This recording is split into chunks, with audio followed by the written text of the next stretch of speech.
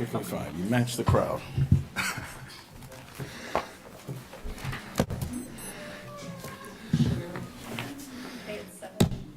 Hey, good evening and welcome to the August 4th regular city council meeting. We'll begin with the Pledge of Allegiance led by me.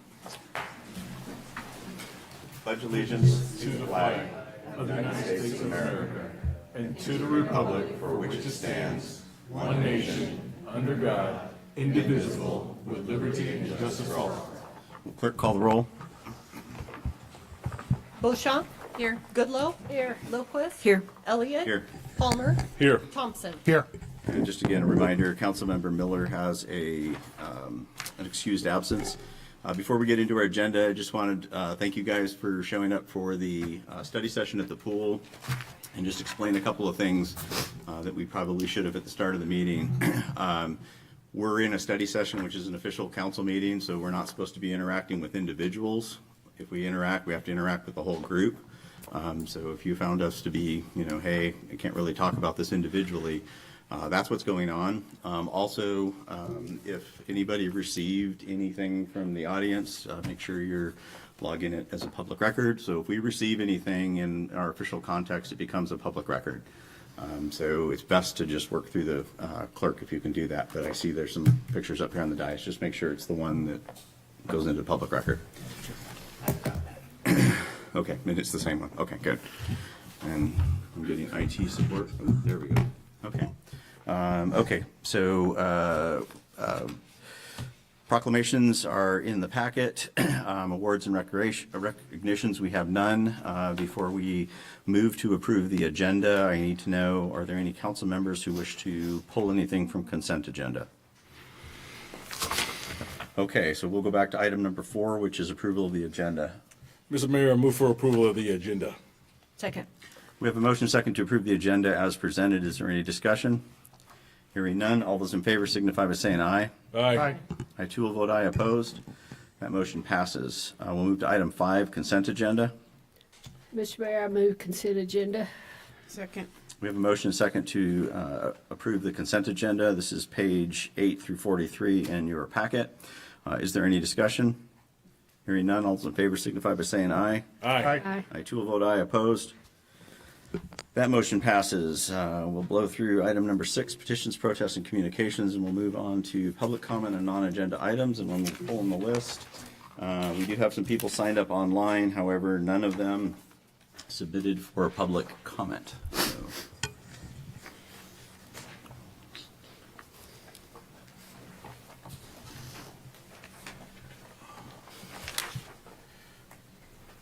Okay, Mr. Verhey, and you want to talk about diesel. So as you're approaching here, I just want to kind of back over the rules.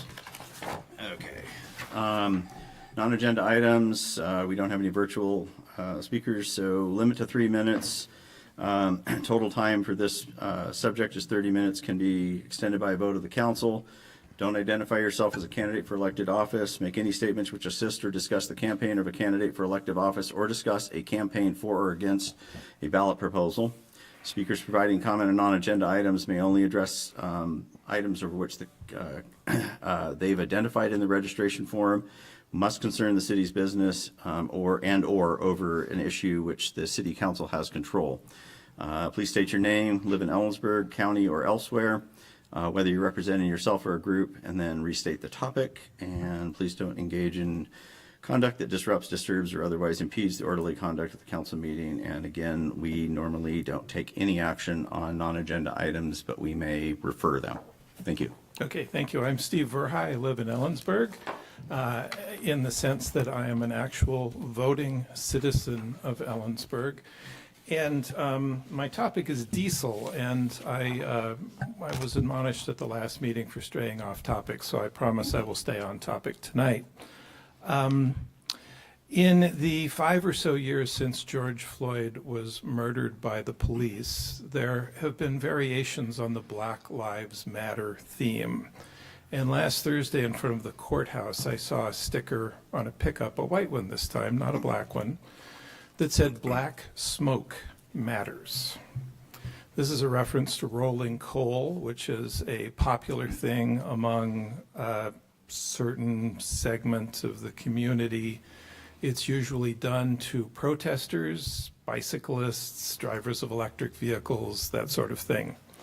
And as you, Mr. Mayor, and if Chief Sinclair is in the room, Chief Sinclair knows too very well that unburned hydrocarbons are among the most carcinogenic materials that any of us normally come into contact with.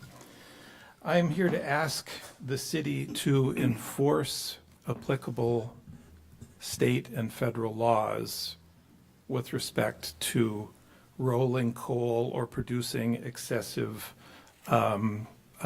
exhaust smoke. This could be done even as a harassment or a hate crime. I have a whole list of things which I will email to you guys. Reckless endangerment, potential civil rights violations, assault in the second or fourth degrees, hate crimes, vehicle code violations. Until the new administration finishes dismantling the Clean Air Act, it's a felony to modify the exhaust system of vehicles so that they produce more pollution. That's what we're looking at here. Some people modify the exhaust systems on their own. Who knows? Maybe some people get the help of mechanics to do this. But it's illegal from start to finish, from modifying the vehicle so the vehicle can do it, to using the vehicle in that way is illegal. We have protests in this community. There's a protest every week, and there are additional protests every month. And I'm constantly getting reports of drivers rolling coal, blowing this carcinogenic smoke at people. I'm here to ask the city to throw the book at drivers who do this. Thank you. Thank you. Is there anybody else who wishes to speak in the audience? Non-agenda items. Okay, thank you. We will move on to item 9A, which is page 44 in the packet. This is first reading of ordinance 4967, which would update Utility Advisory Committee, Environmental Commission, and Public Transit Advisory Committee membership and roles. And there will be an opportunity for public comment after we hear from staff. Thank you, Mayor. Good evening, Mayor and Council. Heidi Barron, Sternaway City Manager. You have before you an ordinance 4967 for first reading. This is an update to city code in several different sections. This has been work ongoing for a number of, actually over a year now. And this was initiated by staff, really following a number of council actions. The council has 13 boards and commissions who generally serve as advisory to council. And from time to time, it's important to revise and look at the roles and responsibilities of each of those boards and commissions and make sure they're up to date with our city needs.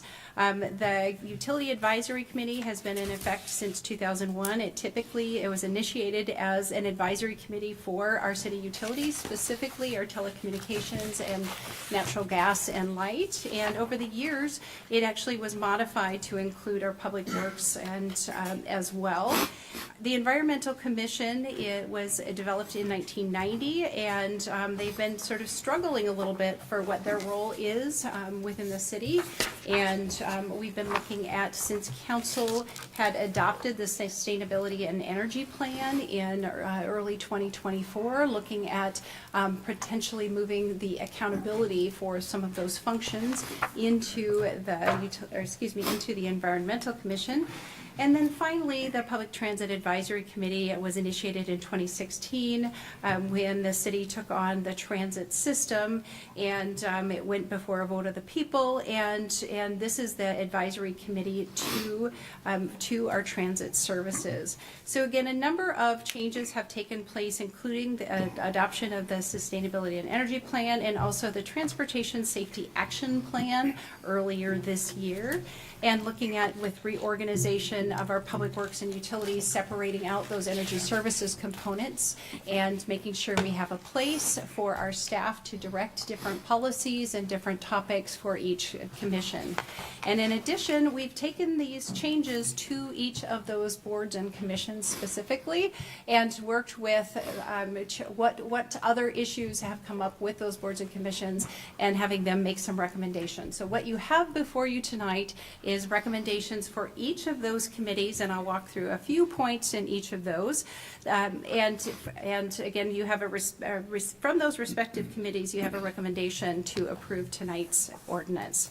The Utility Advisory Committee specifically is really, when it was developed, it was established to have representation from Kitcom and also telecommunications user. As our telecommunications utility has developed, it is more of a service to public providers, and so having that representation on the Utility Advisory Committee is seen as maybe redundant, and making sure that we make space for other utility customers on that committee. So the makeup of that committee would change to reduce the requirement for a Kitcom and a telecommunications customer, and make those broader requirements for being a utility customer for our energy services, which includes, again, our natural gas, our light, and telecommunications. Is clarifying, which has been kind of an ongoing issue, that the CWU administration actually delegates their representative for this, and then clarifies the role of the committee, which is very much in our energy services, and then taking those water resources and moving those to the Environmental Commission. Our Environmental Commission changes, we're looking at adding the definition of sustainability and making sure we're adding that function to look at the city's actions related to, again, our water resources, our land use, urban forestry. Some of these are primarily public works functions, and this committee has also been the Bicycle Advisory Committee, and so making sure we have a committee that's actively looking at their advocacy role for active transportation including. So they continue as the Bicycle Advisory Committee. Again, clarifying the role of Central Washington University's delegate, that the administration designates that representative.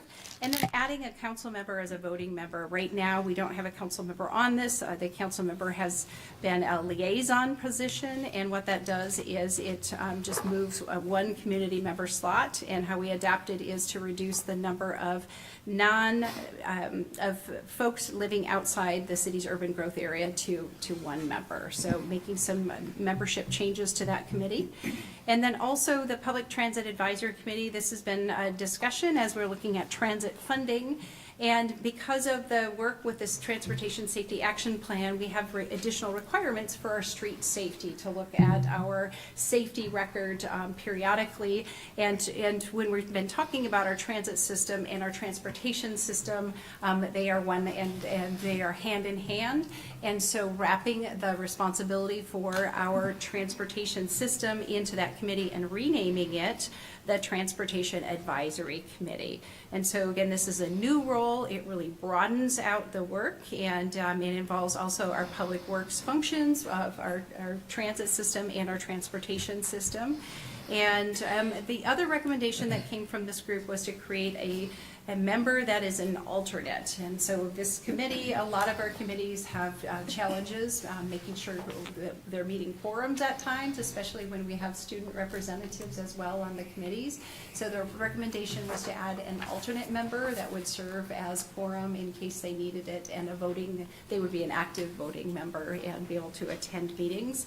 And if the full committee was there, they would not have a voting voice as well. So then, in addition, with the change to the Transportation Safety Action Plan, our recommendation is to add a representative from the Ellensburg School District. It's important that schools and cities work together, especially when it comes to safe streets and safe routes to school. So again, staff met with all of these committees a number of times over the last year, and you have a recommendation before you to approve the changes, and I'd be happy to stand for questions. Council, questions of staff? Hearing none, is there anybody from the public who wishes to comment on this subject?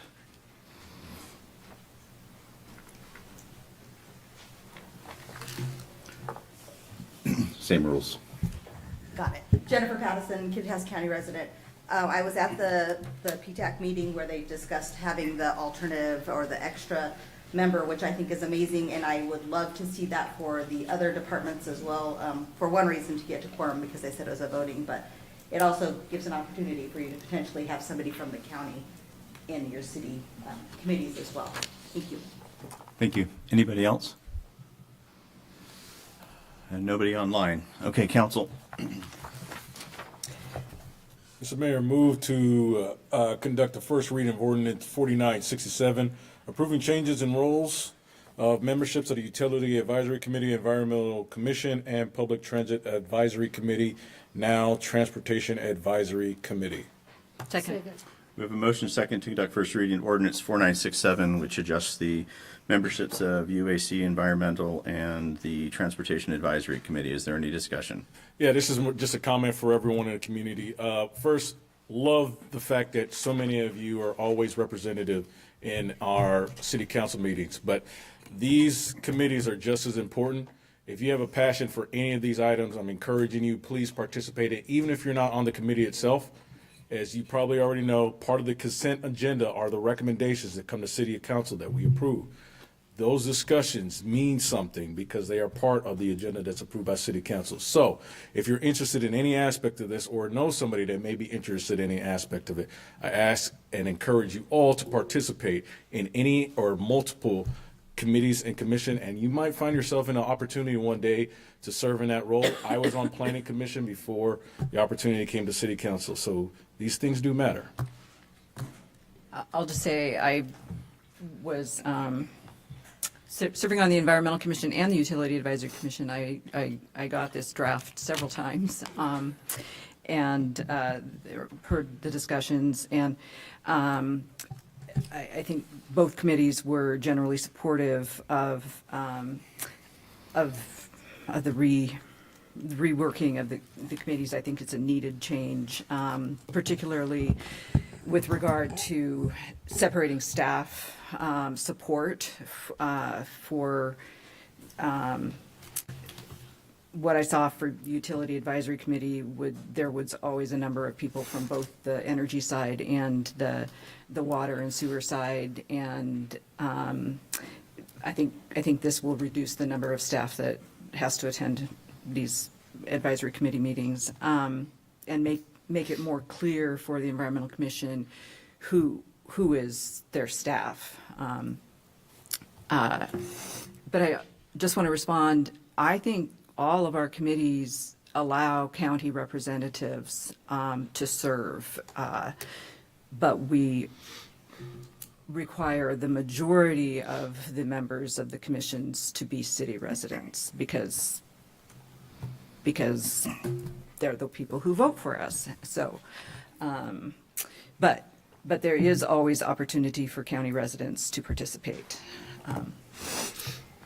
Any other discussion? So I have a question on the water.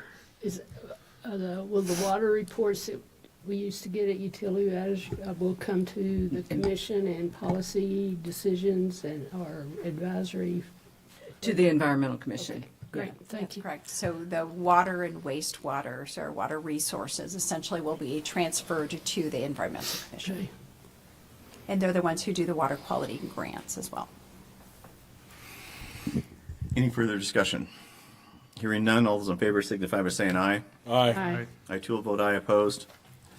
That motion passes. An ordinance of the City Council of the City of Ellensburg, Washington relating to Utility Advisory Committee, Environmental Commission, and Public Transit Advisory Committee, amending sections as listed in the ordinance and amending Chapter 1.84 of the Ellensburg City Code.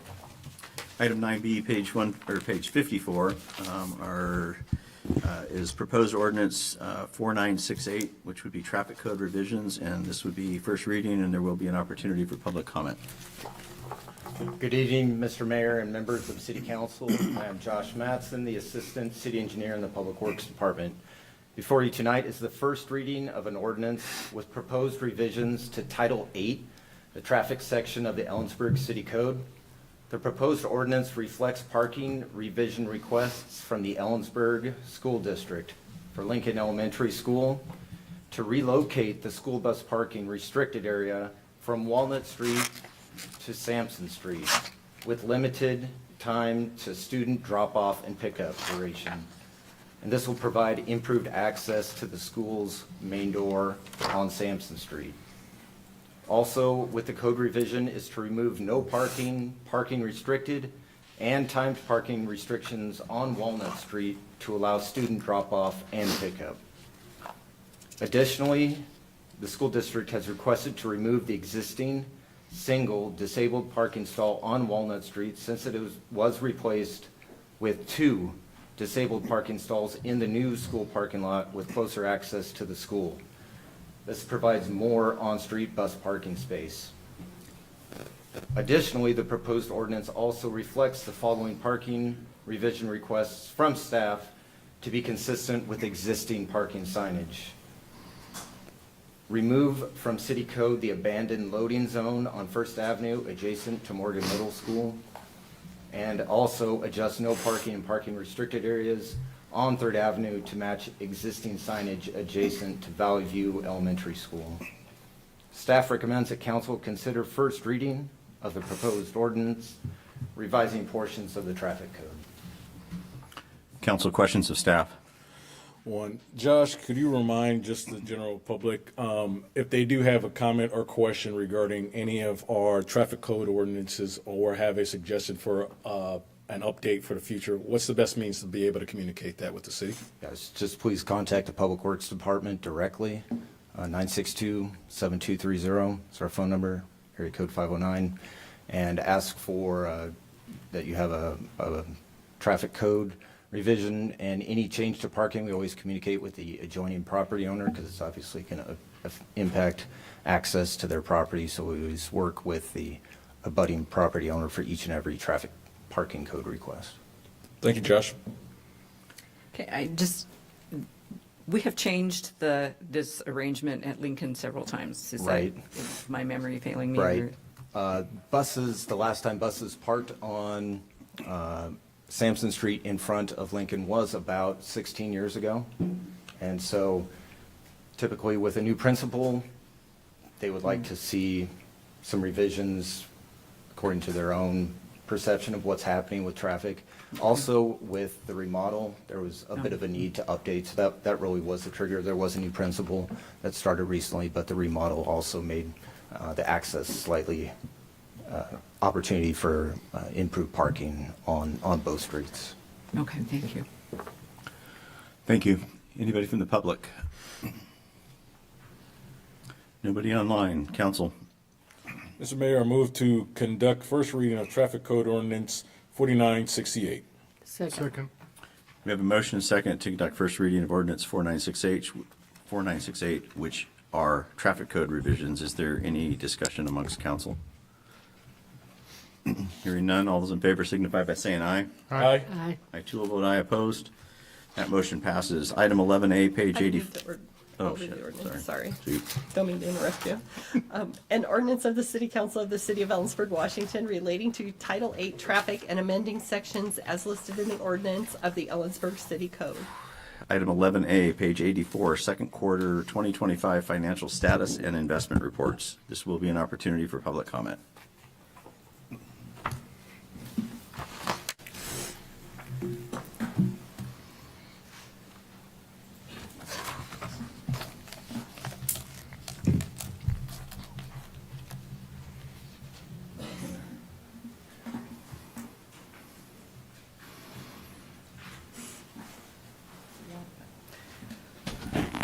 Good evening, Council, Mayor Elliott, Jerica Pasco, Finance Director for the City of Ellensburg. Beginning on page 87, I believe, of your agenda report are the second quarter 2025 financial status and investment reports as of June 30th, 2025. I did take the second quarter financial status and investment reports to the Finance Committee on July 25th.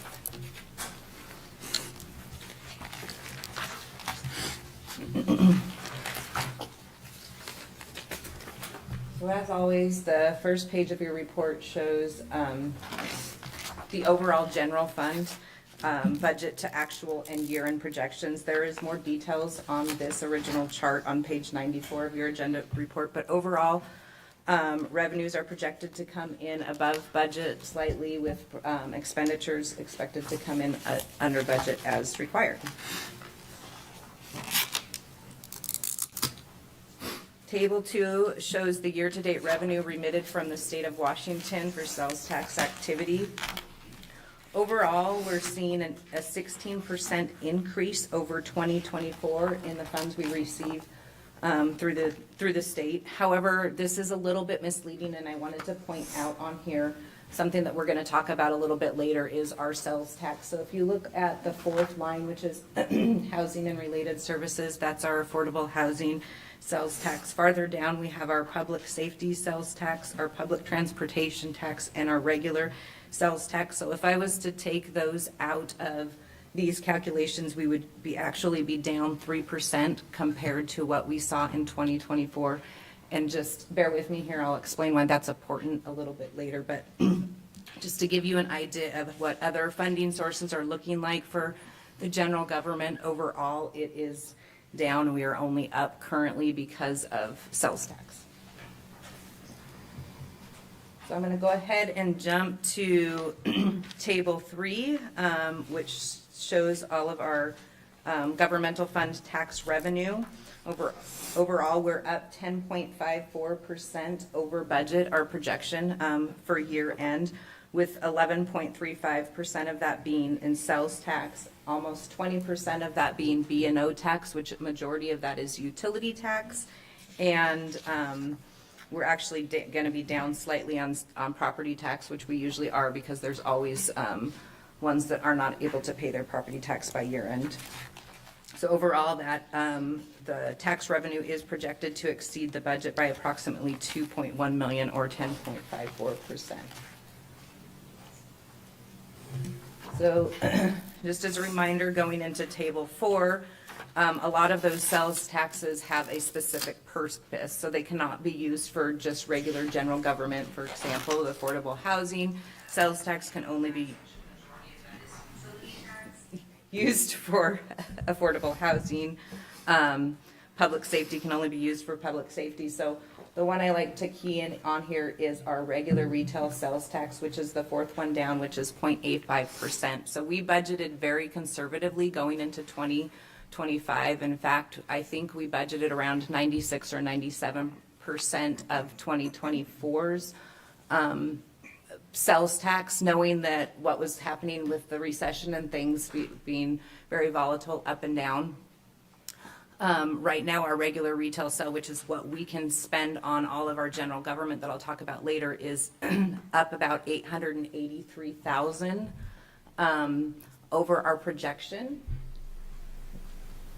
which will bring me into Table 5 here, and it's like, why are we so far off of what we projected? And again, we projected conservatively, but we are truly off because of a couple large construction projects that are also purchasing robotics and such things at this time, and we're off so much by those that is our $800 and some thousand increase over what we projected. If we took out construction sales tax and the professional science, scientific, and tech, which has those robotics in it, we would actually be down 3%, which is right in line with what we projected. So these are one-time construction projects.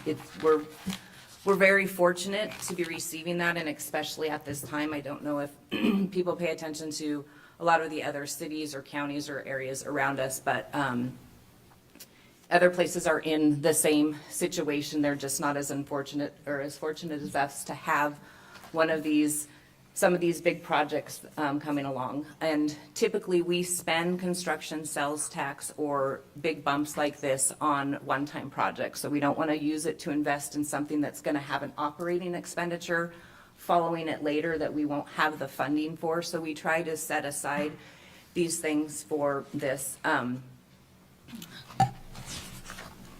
see if that's on my next one. Oh, it's not on my next one, but coming into another chart, I will talk to you a little bit about what our hopes are, at least from the finance department, that we're going to bring to council and the city manager as our kind of a recommendation on what we do with that increase of little bump of sales tax that we've seen so far.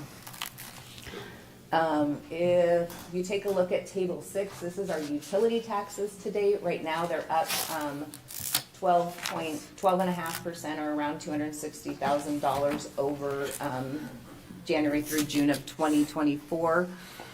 A lot of this is dependent on rates. Rates have increased on a lot of the utilities, garbage included, which we don't provide. But on top of that, it's very weather dependent. And so some of these you'll see increase due to periods of weather, as well as timing of when people are allowed or able to pay their utility bills. We're cash basis, so we don't see this revenue until those bills are actually paid. I always talk about telephone tax and cable tax. That's continuing to go down. It'll continue to go down until there's probably nothing left of that. Okay, and so this is the other chart that I added, kind of a little bit about where do our taxes go. And this really is a high-level overview of our governmental fund taxes. So it's kind of as a reminder to see, I hear people, say a lot, something about my property taxes and things like that, and, where are they going? And just as an example, we are budgeted to receive about $3.6 million in property taxes this year. Parks and Recreation budget alone is about $3.6 million. In sales tax, we're expected to receive around $6.5 million. Our public safety alone is budgeted at $6.5 million. So that kind of leaves the leftover utility tax to pay for all the other things like our debt financing, our public safety building that we had to sell bonds to build, pool remodels and stuff that we did back in 2010 or 2011. We have a debt payment on that. Streets is another huge one that we usually put around $2.6 million into a year. That was one of the things that we cut a lot of during our budget cycle when we were trying to find savings, knowing that our taxes, our sales taxes and stuff were going to be down. That's one of the things that we will recommend that council look at, filling a lot of those unfunded budget items that had to be kind of postponed.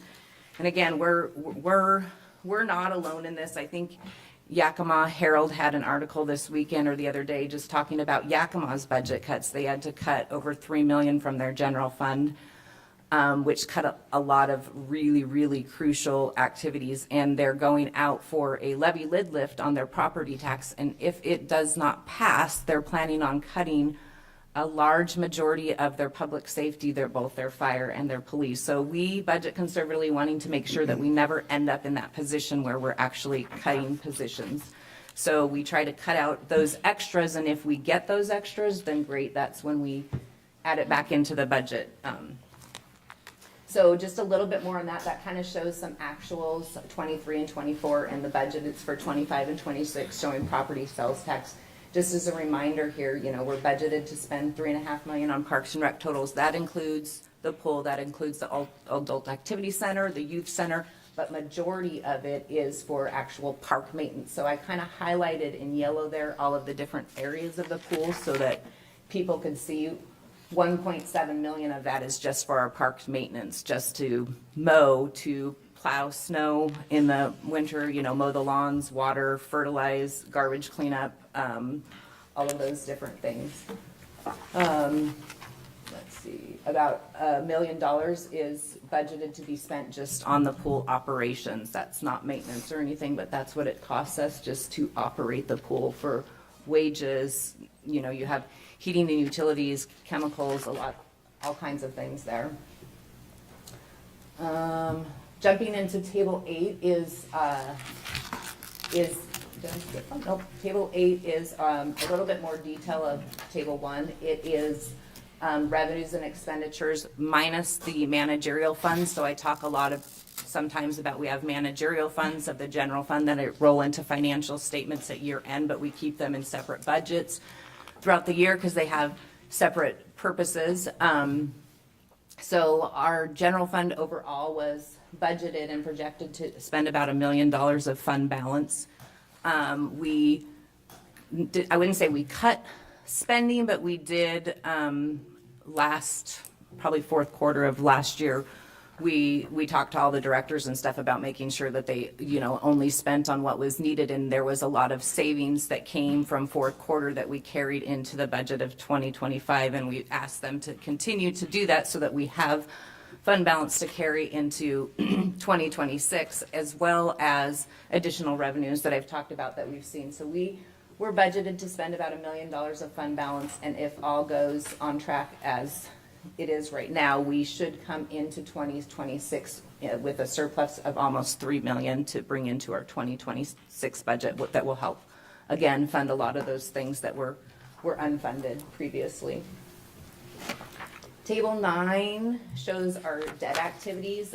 There's not a lot of change compared to first quarter of this because we make our principal payments in November. We make interest-only payments usually in June. So right now, we have about just under $1,767,000 of GO bond payments to make.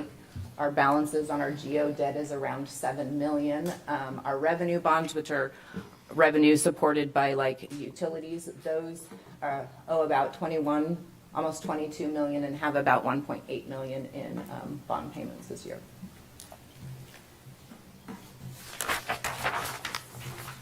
And then if we jump on to table 10, you will see that overall the city has brought in approximately $10.2 million more than it has spent through second quarter of 2025. $1.1 million of that excess over revenue or excess over expenditures is the utilities and internal service funds. So again, those are like their own business funds. They can't be spent on other stuff other than utilities, and they also use rates to build up for capital replacement and stuff. The general fund overall has seen a net gain of $2.2 million, and the remaining of that you are going to see is in a lot of those special revenue funds, affordable housing and taxes. We also see $1.6 million there for the Field House Construction Fund, and that was the remaining insurance payment that we received at the end of the year for the Racket and Rec Center that will be used towards Field House.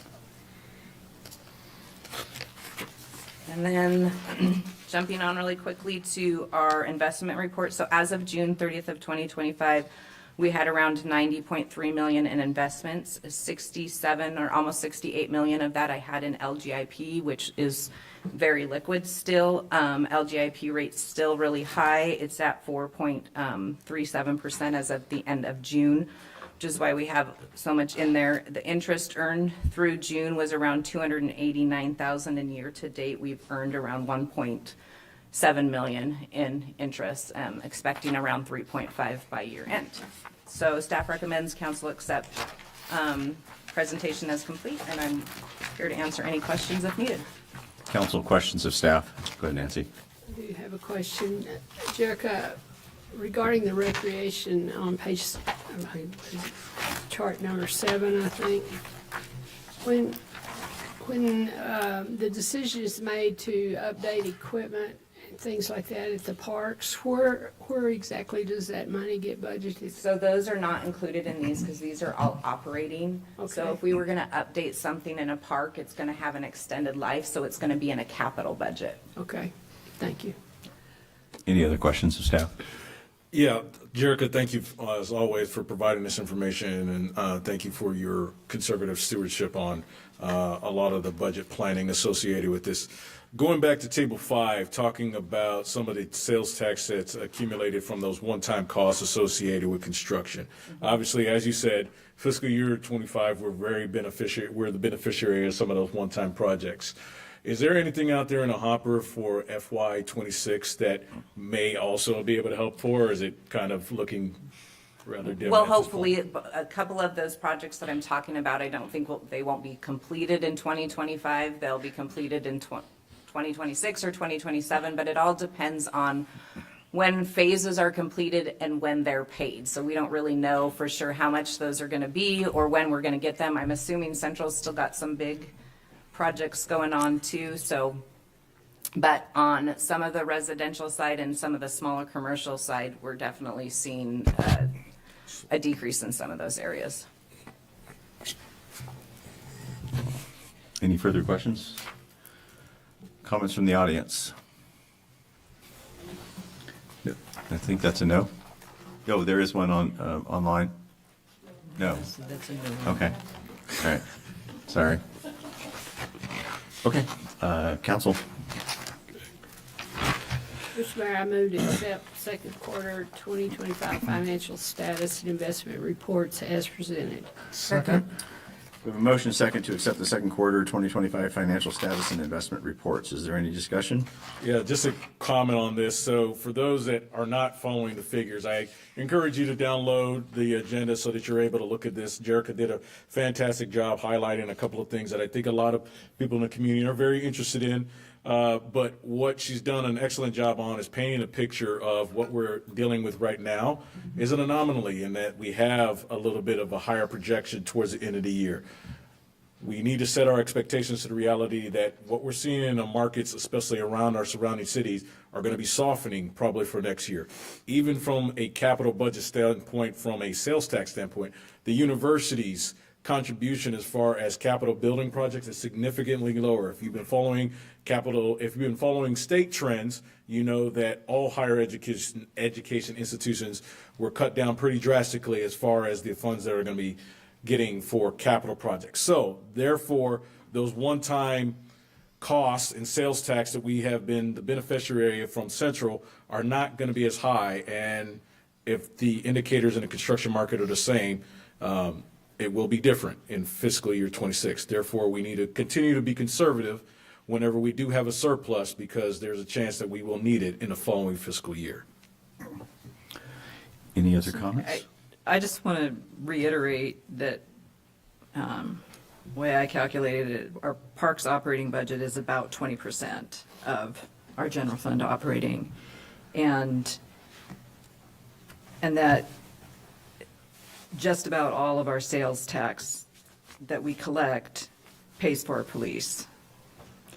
And just about all of the property tax that we collect pays for parks. So everything else is utility taxes, which is 1/4 of roughly of what we collect in revenue. So. And just for clarification, that's general funded programs, that's not the utilities. The Right, utilities right, pay right. for themselves. This is only The general fund. But So all those library and those things, kinds of things, yeah. yeah, police, streets, parks, the library, all compete for that same pot of money. Okay, so we have a motion and second. Any further discussion? All those in favor signify by saying aye. Aye. I too will vote aye. Opposed? That motion passes.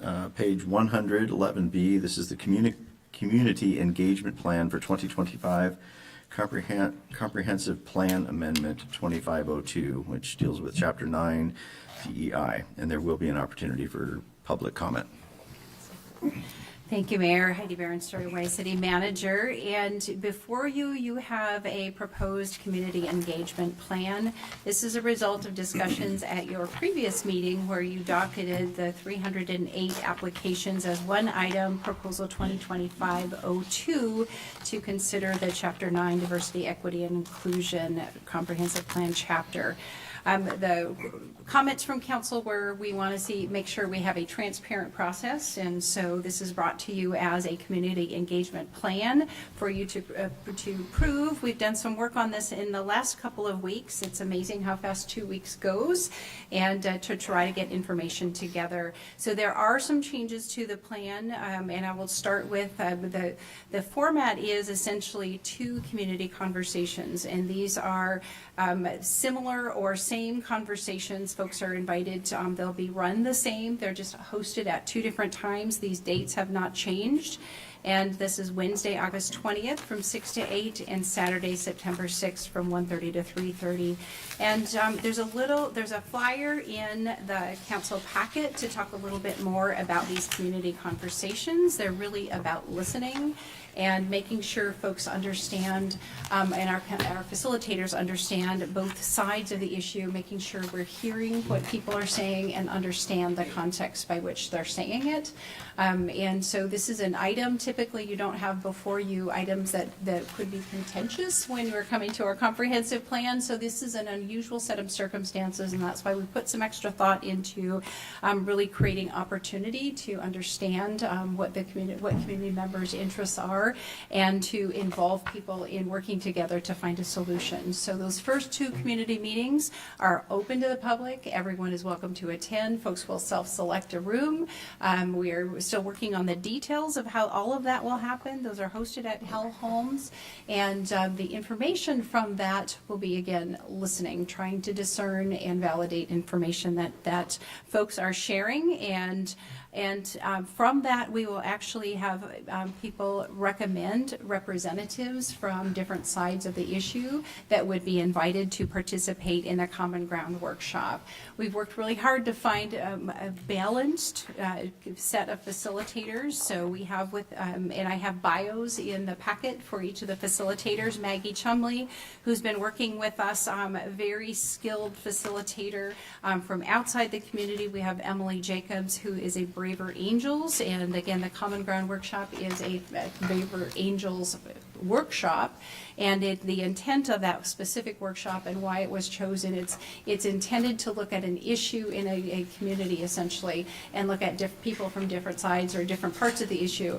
and finding folks to come together to talk about finding common ground. And so the idea is to be able to wrap those recommendations from that Common Ground workshop, and this is a facilitated workshop, and what's changed here is to accommodate the new facilitator, and the new person is Elizabeth Dahl, and she's a conservative, outspoken conservative advocate.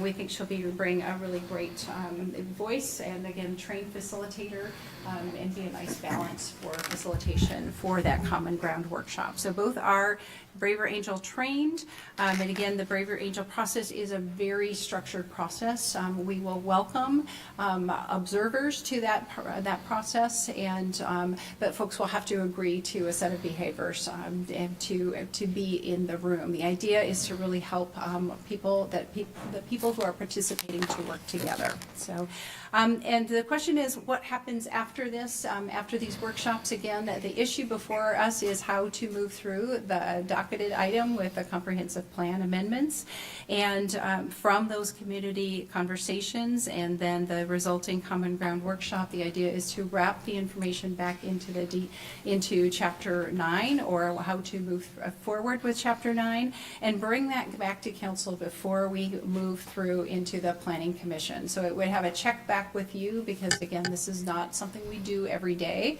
and making sure that we're hearing from the community. So again, staff are here for questions, and we don't know all the answers. What we have laid out for you is a pathway to move through the applications, remembering that comprehensive plans are supposed to be community informed, and so making sure that we're listening to the community in this process. Council, questions of staff? I have a couple of questions. The two conversations are not the same people coming to two different times, right? It The should be. intent is to provide an alternative date. The community conversations are intended to get more of the people. We're not going to restrict people from coming to more than one, but the idea is they'll be the same, and all the information from both of those meetings will be same format and will be compiled to actually build the content and discussion for the Common Ground workshop. Okay. Yeah. Then how are the workshop participants going to be selected? Are the facilitators going to make those recommendations? So, no, the recommendations will come from the people who attend the community conversations. Okay. And we'll find a mechanism to sort of check back with, is this okay with folks? So, Okay. Yeah. Who will do the presentation back to council after the Common Ground workshop? Likely our staff with the support of our consultants, because they're the ones hearing, and our staff will be there observing. But the question is, again, this is about the comprehensive plan chapter. How does this relate back, or how do we fold this back into the chapter itself? So likely our staff will be presenting that with the support. So I have a suggestion to the process. So let's get, Motion. yeah, this is going to be, we're going to ask questions of staff, we'll get public comment, and then we'll discuss. Okay. Any other questions? Okay, anybody from the audience wish to speak? Nobody online? And nobody, oh, there we go.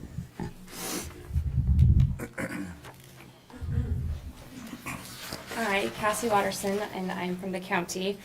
Before making a decision on how to move forward or whether to move forward or what that looks like, I was hoping we could go back to the basics. And today I'd like to speak about the role of the government, the local government, in shaping DEI policies and recognizing the boundaries of what government is actually responsible for. The following details came from the DEI annual report. Action item number 1 states that work with DEI Commission to begin regular review of current city policies and procedures using the lens of DEI. Local government should remain neutral on Cassidy, ideology matters. I'm going to stop the timer real quick, Yeah. so you get your time. Are you talking about the public participation plan, or are you talking So about? I'm talking about why, because at the last meeting, wasn't it moving forward, not moving forward, or going with that plan? Or has the decision been made without, like, to move forward with that plan no matter what? The decision to potentially consider this plan is happening right now. Yeah, So so if you this could is- speak to the plan So this is. or an alternative. I would gladly end with an alternative, but I think the basis of it is for you to make an informed decision on how to move forward. We have to go back to, like, okay, what is the responsibility as the city council? What is the responsibility of the city council to move forward in the best way that you can for the people? Does that make sense? It doesn't necessarily fit, so I'm going to let you go for a little while. It has to fit in this agenda item. Okay, so. Okay. Okay. It has to fit. Evaluator and are offering an alternative to this public engagement plan. So does it count if the alternative is what we were talking about last time, which is to possibly remove chapter 9? That is the comprehensive plan amendment that is docketed, and that is going to be considered regardless. That is not what we're talking about tonight. We're talking about the public engagement plan. Okay, so before we spend more money on this plan to move forward, can I talk about what I think the responsibility is of the city council so that maybe we don't go beyond spending what we've already spent and down a rabbit hole that's already been gone down? We have to have a public engagement plan regardless for a docketed comprehensive plan amendment. So it needs to be this or an alternative. That is a comprehensive plan, public engagement plan. This or an alternative? Yes. So could it be an alternative of removing it and why I think we should remove it? Not the plan, not the comprehensive chapter. That's not up for discussion today. Okay. That will be decided at a meeting probably in November, I'm guessing. December. Maybe December. Okay. So that process is in play and nothing's stopping that. This is a process for us to gain public input, and that's the agenda item. Okay. I think I understand. Okay, thank you. Yeah. I guess with that, I guarantee you're going to have multiple times to talk about this moving forward, so. okay, then I will do that because I don't want to speak without a lot of knowledge about, I guess, understanding about what you guys are wanting to move forward with, because I guess I don't understand that. Okay, Thank you. Anybody else? Process? Thank you. Steve Verhey, voting resident inside Ellensburg city limits. I spoke about this at a last meeting, and one of the things that I said is that it's clear going through the amendments and the public comment, the considerable public comment that has gotten us to this point, that there's significant ignorance, misinformation, lack of understanding, and if that is not addressed by this process, then I don't know why we would even proceed with the process. But as you say, there will be a process. That's what we decided at the last meeting. The process has to include addressing misinformation, rumors, half-truths, confusion between the DEI Commission and affirmative action. I could go on for, about 208 items about the level of misinformation that has gotten us to this point. I really hope that as the public process continues, we're not going to hear reiteration of that misinformation. This needs to be Mr. Verhey, I think that the process is going to allow both sides to have a voice and to consolidate that voice and then potentially identify common elements. There are no guarantees moving forward. Thank you. I wasn't prepared for the dialogue. I appreciate that. I guess I would just call on everyone involved, on not just both sides, but all sides, to get outside of their bubbles, open their minds, be open to having their minds changed, and do a little critical thinking around this before the process starts. I will be doing what I can as a citizen to help with a little bit of education. And I hope people will take advantage of that opportunity and maybe offer other opportunities. Thank you. Anybody else wish to speak?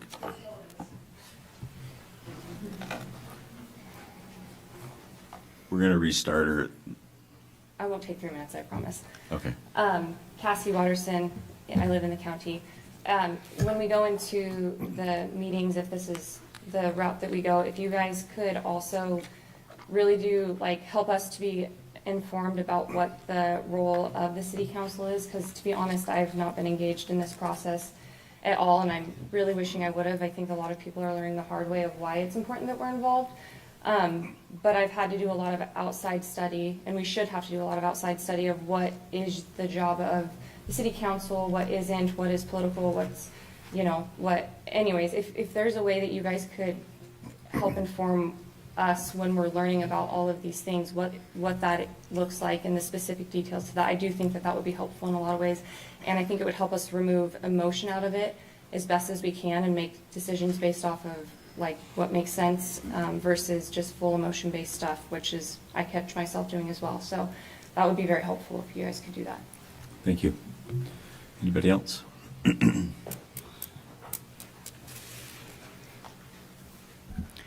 Julianne Clement, Kittitas County resident. In regards to the last, or not the last person, but Steve Verhey's comment, which was very biased and insulting. No, this has to do with this. This has to do with this. I certainly am looking forward to this process, and I certainly hope that the facilitators will be neutral, because that was very disturbing to me, what I just heard, and that he wants to be involved in this process. Thank you. Anybody else? Okay, council. Let's do a motion first, and then you can amend. And then we can amend Okay, or I move suggest a to, vote. then I move to approve the proposed community engagement plan for 2025 comprehensive plan amendment 25-02. Second. We have a motion second to approve the proposed community engagement plan for the 2025 comprehensive plan amendment 2502. Discussion. Yes, I think we're all a little concerned because we've never done this before, and there's a lot of unanswered questions. But I'm trusting the facilitators that we have to do their best work, and I'm trusting the community to come to the table prepared to try to help move this forward in a way that we can agree on certain things that are important to us in the comprehensive plan. Toward that end, however, I do have a recommendation, a concern regarding the Common Ground workshop. I fully believe that the county folks should be involved in this workshop, but I would make a recommendation that the majority of people in this workshop be city residents, since this is a city comprehensive plan. And that's consistent with how we run our commissions and boards, the rest of the city. I think the county voice is important, but the residents of this community are the ones that pay for the general fund property taxes that are an important part of that budget and getting things done in this community. So that, I think we ought to talk about it. I feel that it's an important thing to consider. And I'm not trying to be negative. I'm not trying to cause problems. I just think the facilitators should be asked to put that 12-member group together with the appropriate balance of county and city representation on that group. So I'm going to ask a follow-up question to staff, because I'm not sure how practical and how that fits into the process. I guess if that's something that's commonly done, I would entertain that idea, but that feels like it's probably outside the normal process. So this is not a common process, and so this is something that we're trying to customize to the council's interest in also the issue we have at hand. And so talked with the city attorney earlier about, is it possible, the question was posed earlier, and we don't see any restrictions that would be required. Again, it would be a preference of council. We could accommodate that, I think, and so I think it's really up to the council. And so again, the goal of the community conversations is to get as many people as possible with the opportunity to weigh in. And this is, I look at it as like a working focus group, so you have representatives that can work together. And I don't, again, unless council, if you had a preference, I believe that could be accommodated, so. Can I, So just real quick. Okay. Did you get a second on your suggestion? I didn't really make a motion. Okay, so go ahead. okay. It's my understanding that one of the original comp plan amendments that created the DEI commission, or at least adding it to chapter 9, came out of Tacoma. So that would have to be addressed in this. And two, it's also my understanding that the Washington state law that drives this does not require individuals to be inside any jurisdiction. So to me, it whether it's intended or not, it certainly feels like a little bit of a thumb on the scale. And so I mean, we're already divided as it is. To divide us even more, I think would really just throw this off the rails. That is my deep concern. I'd like to ask Councilman Thompson, you made a comment about something that came out of Tacoma with your, can you explain what you were talking about with that? We can certainly pull that amendment up. I know that it's not just me, but it's also wide knowledge from several members that are in attendance right now, several citizens that are here, that has happened. We've accepted amendments from across the board. I think if we were going to have a restricted process, you do that from the beginning. You don't restrict, you don't change the rules or add rules as the ball's already in play.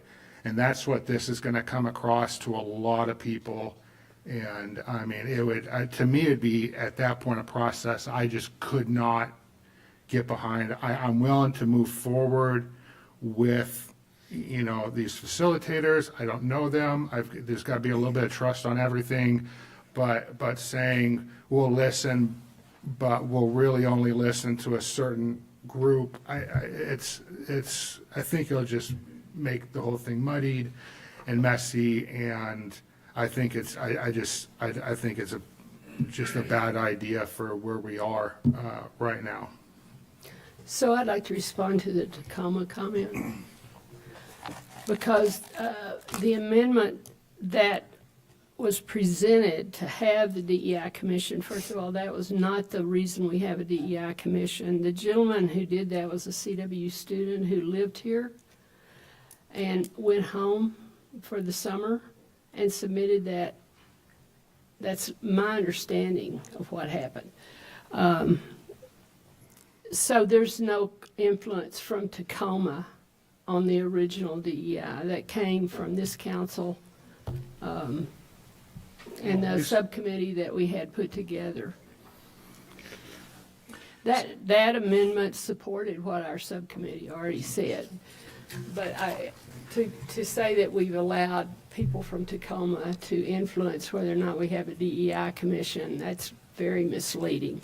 So before we spin off on a side note, we're talking about the process. Yeah.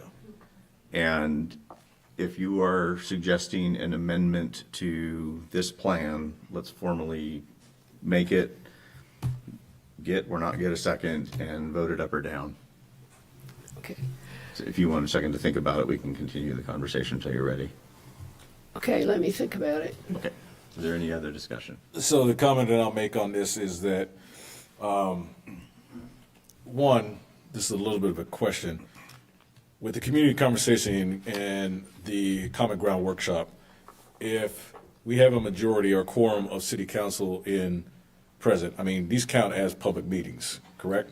So Or what no? we're asking for this is that council not participate. Okay. And only participate as observers, because council will make a decision on the information that comes forward. And we're also asking that of planning commission members. The comprehensive plan process is very scripted, so you all are all the decision makers, and we would ask that you not participate in any of these. But you are welcome to be observers, and what likely we would do is do a notice of quorum, because you're not making a decision, you're not Right. interacting with one another, you're just listening. So just, we'd follow our rules, but it wouldn't be it's not, we're not keeping minutes or anything Yep. like that. No, I appreciate that clarity, because I was wondering about that and how we're going to ensure that folks get to have the dialogue. From a citizen perspective, I think one of the things that some folks have had frustration is associated with the communication and dialogue that they get to have with city council on some of these topics. So yes, it's a continuation of the dialogue, but I encourage you all to still have conversations with city council, not in a quorum setting for the sake of a public meeting request. I would say that because of the nature of this it is a community engagement. It's anybody that is interested in the conversation. It's meant to be open. It would be hard to be able to restrict that, because now you're asking everybody to provide IDs and saying, are you city, county, those kinds of stuff, and that part of it becomes a little bit difficult. I would say that it's everybody's in responsibility to hopefully encourage enough participants from both sides of the conversation so that we can have constructive dialogue, because that is needed. We don't want the dialogue to be one-sided. We truly do want it to have everyone at the table, everybody have an influence on the conversation, because that's the whole point of this whole exercise, is to be able to do that. So yes, I do understand the concern, but I understand, my opinion is that some of those other constraints will make it a little bit difficult, because now you're possibly saying who can be part of the conversation, who can't. In the workshop, but you're doing that anyway because you're only going to have 12 people. This is after the selection process. After the selection process. It's not who gets to participate in the meetings. That's all I'm saying is The the recommendations that are coming to council from the workshop, it makes total sense to me without negatively involving county folks that are part of the conversation or part of the workshop. But it's a city plan. I don't think we've ever, what we're doing this year is a precedent-setting thing. Sure. We have always had community participation in our comprehensive plans.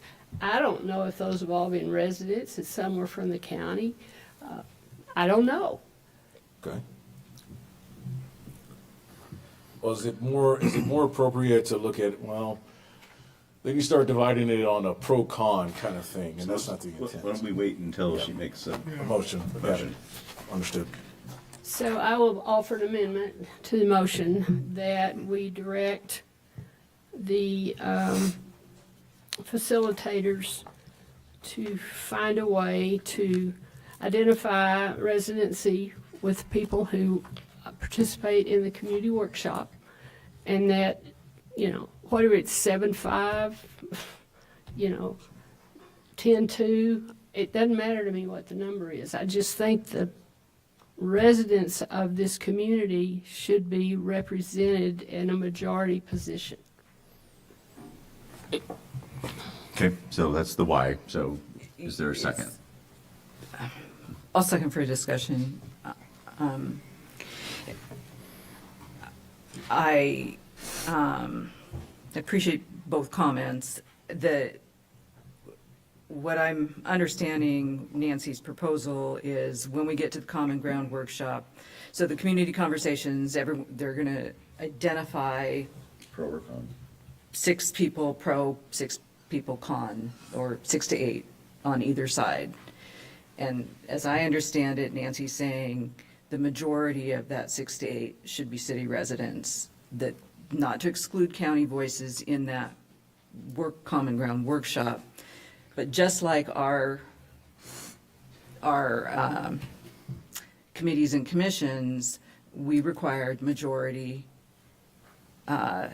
city residents because we're accountable to city residents. And we welcome county resident input, but ultimately, the city, this is the city's plan. Not, and I understand lots of county residents have businesses in the city and all of that. So, you know, I could be persuaded, but it makes sense to me following our policies on commissions and committees to be equivalent. Let me do one real quick. Okay. So I get it, and this process is as painful to me as hopefully it is to, well, not hopefully, but maybe it is to some other people. I get it. I don't know if this is going to work, but it feels to me to put an amendment to the process that, may skew the perception that we are being fair and that we're willing to listen, I think puts a roadblock to this having, the possibility of this having any positive outcome. I'm not sure it's going to. And I'm trying to go into this with eyes wide open and listen to both sides and make a decision. And I'm just going to bluntly tell you that on matters, that involve the city, that are, not a traffic safety issue or something like that, I'm likely going to give more credibility to somebody who is a city resident. And I liken that to somebody who lives in Portland and owns a business in Vancouver doesn't get a say in what happens in Vancouver. They vote in Portland. They're a resident of Oregon. They're a resident of Portland. They are not a resident of Washington. They are not a resident of the city of Vancouver. And I get it. I get that it feels like, you affiliate here. I saw social media, somebody was really upset that they didn't get to vote in the city of Ellensburg election this time. They got an Ellensburg zip code. Well, the post office doesn't assign residency. You decide residency when you decide where to purchase property and where to live. And so I think that we're all aware of, sort of thing. I think we need to step back from, the perception that there may be a bias for in-city versus out-of-county. I think we need to listen, and I think we need to make decisions that are in the best long-term interest of the city. And that may include county residents, may not. But I think it's incumbent upon us to focus on the conversation, not the makeup of the panel. Just to add in there, these individuals, these 12, are supposed to be 6 and 6, decided by pro, decided by con. That very much opens up, this amendment would open up a very real possibility that you could have somebody that say that either group is really for, but then handcuff them by saying, no, you can't be included in the conversation because of this amendment, which the amendment itself didn't even define a number. It was said 7, 5, 10, 2, I don't care. I think we need something very definitive.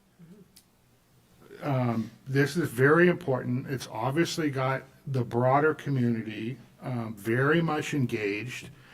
And if it's really mediating between pro and con, then pro should decide pro, con should decide con amongst the individual groups. Otherwise, you're going to have potentially one or both groups feel like they're not being represented. And this whole process started by being open to everybody. Getting beyond any perception of bias inside or outside, I think it could hurt both sides unintentionally. I think if this really is a pro or con mediation, we need to leave it as pro or con mediation and then let the mediation happen. If the process is a good process and works, then having a number like that set, to me, is only going to potentially hurt the process. And I'd like to, I'm with the rest of you, I'd want to see this process work its way out and get to where citizens want it to be. So that's where I'd leave it at that. If this is really pro versus con, as this is structured here, then the pros need to pick the pros and the cons need to pick the cons, and that's who you send into the room. Then people feel heard. Big old game of Red Rover, right? That's right. All right. I think on both sides of the question, you have county residents who are pro and county residents who are con. And you have community residents who are pro and who are con. If you're comfortable with the notion that a group of people that don't even live in the city of Ellensburg are going to make these recommendations to council, then council's going to have to deal with if they agree with them or not. I think we have, I still think that it makes sense. This comes back to council regardless. Correct. So Yeah. I think we go down the pathway that makes everybody feel like they've got an equal share in this. I mean, we accepted comp plans from all over. The Washington state law says, yes, you can do that. So, I mean, I don't want to, kind of beat a dead horse on this one, but I think there's a real risk of tainting an already tenuous process right out the gates when we don't even have a number on the table. So I think if it's pro and con, leave it at that. Let them pick their sides, let them pick their representatives. Everybody feels heard. For any of our city council agenda items and any of these discussions, it involves both city and county residents. Everything that we've talked about tonight and any of the preceding nights or any of the previous city councils that have been here have involved both city and county members. But it does come back to city council as far as that. That's why we're 7 bodies, not 6, because there's always a swing vote in that body. I think the most important part is the pro and con associated with it, because that's going to be the voice. It would be nice and ideal, and I totally understand where from Nancy's perspective, you want to ensure that there is a strong influence on City of Ellensburg residents. But people move. People that live in a county move in a city. People that live in a county or in a city move out in a county. So we're trying to dial into a possible point in time, and that's very difficult when the dynamics of the city, including the urban growth area, can change. And so I think that I appreciate the staff putting forth the recommendation, and in the spirit of being open-minded to the process and trying to let this go through as best as we can, because it's not perfect. It's not going to be perfect. I think we go through it with what the city staff recommended and try to do our best. And then I'd ask that the city, the community, continue to be engaged with this as we go through this process with open minds. Okay, are we ready to vote on the amendment?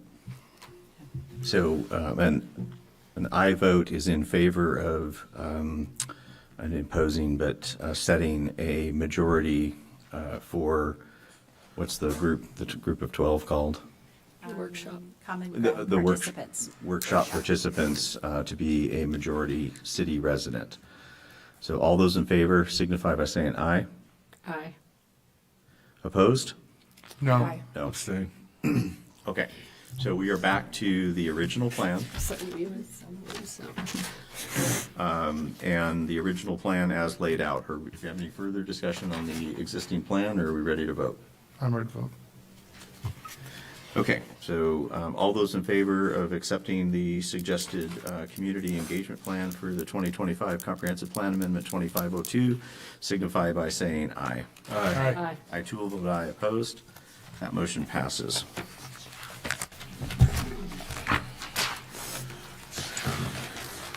Okay, item 11C, this is a presentation on the Kittitas Valley Memorial Pool and Fitness Center. And again, there will be an opportunity for public comment. And this is page 107 in the packet.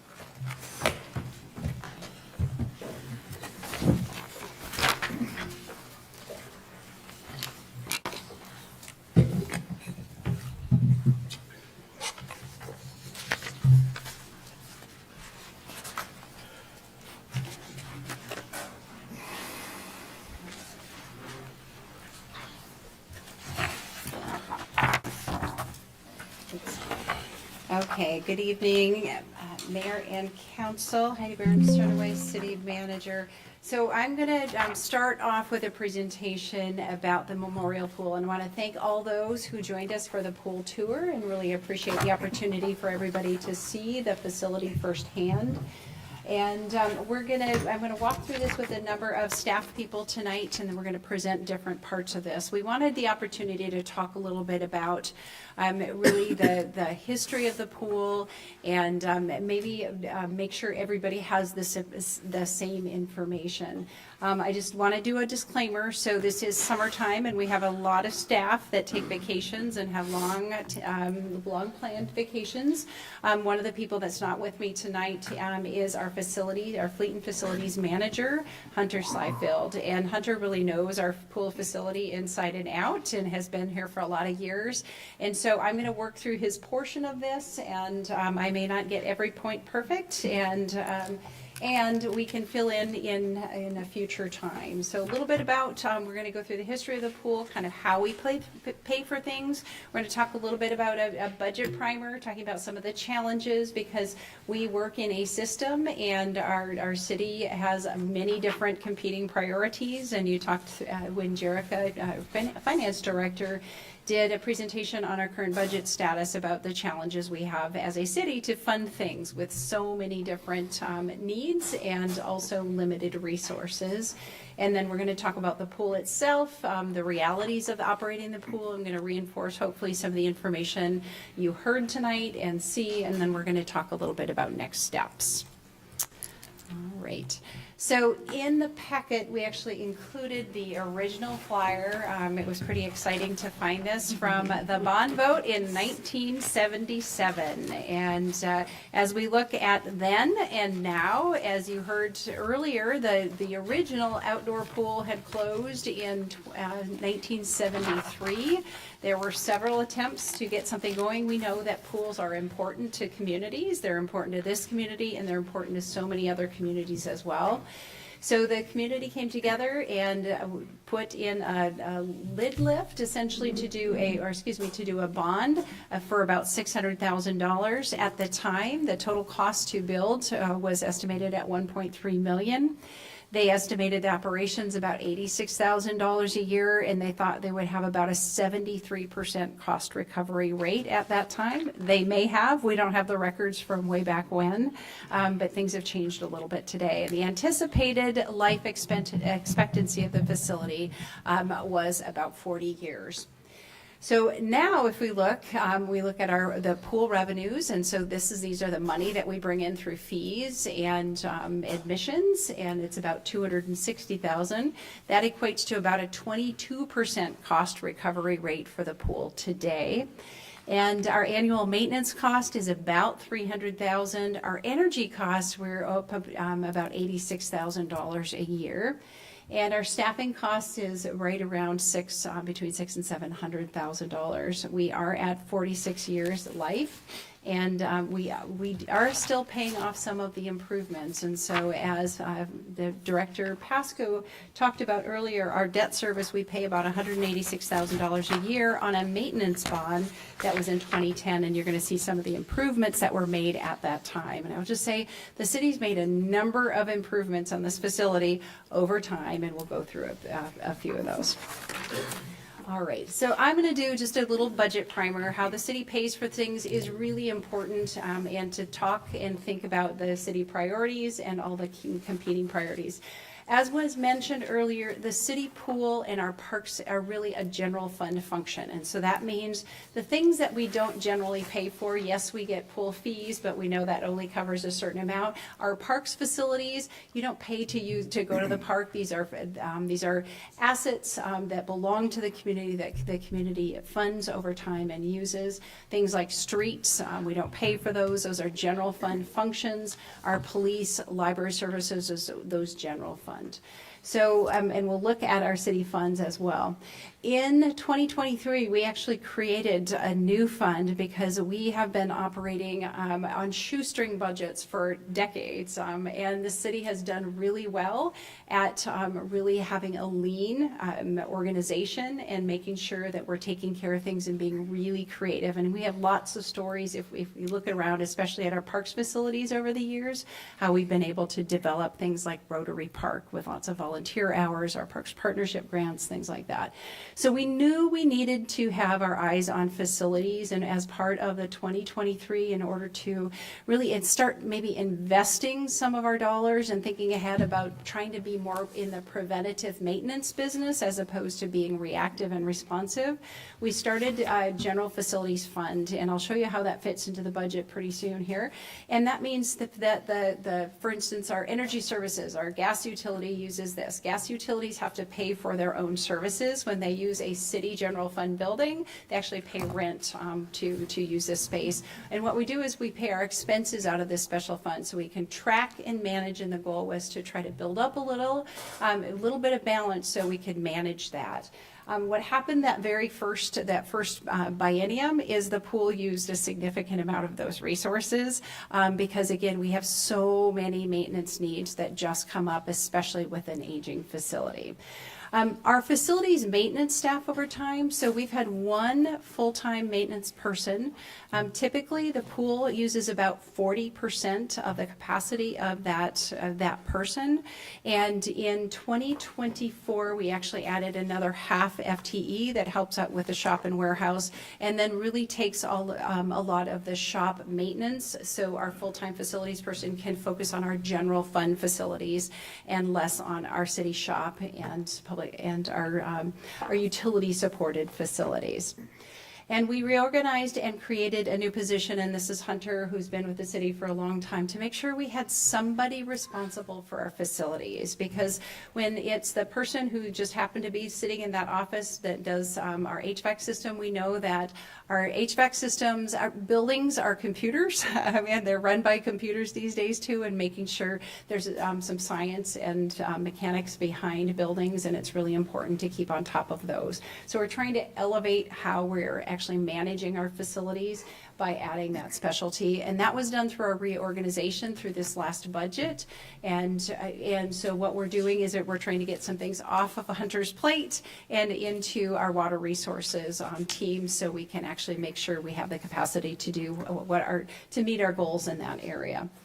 And again, I talked a little bit about the maintenance bond that we're continuing to pay on an annual basis. And again, that service will be retired or mature, I guess, in 2030. So we're still paying on the last round of significant investments in the pool.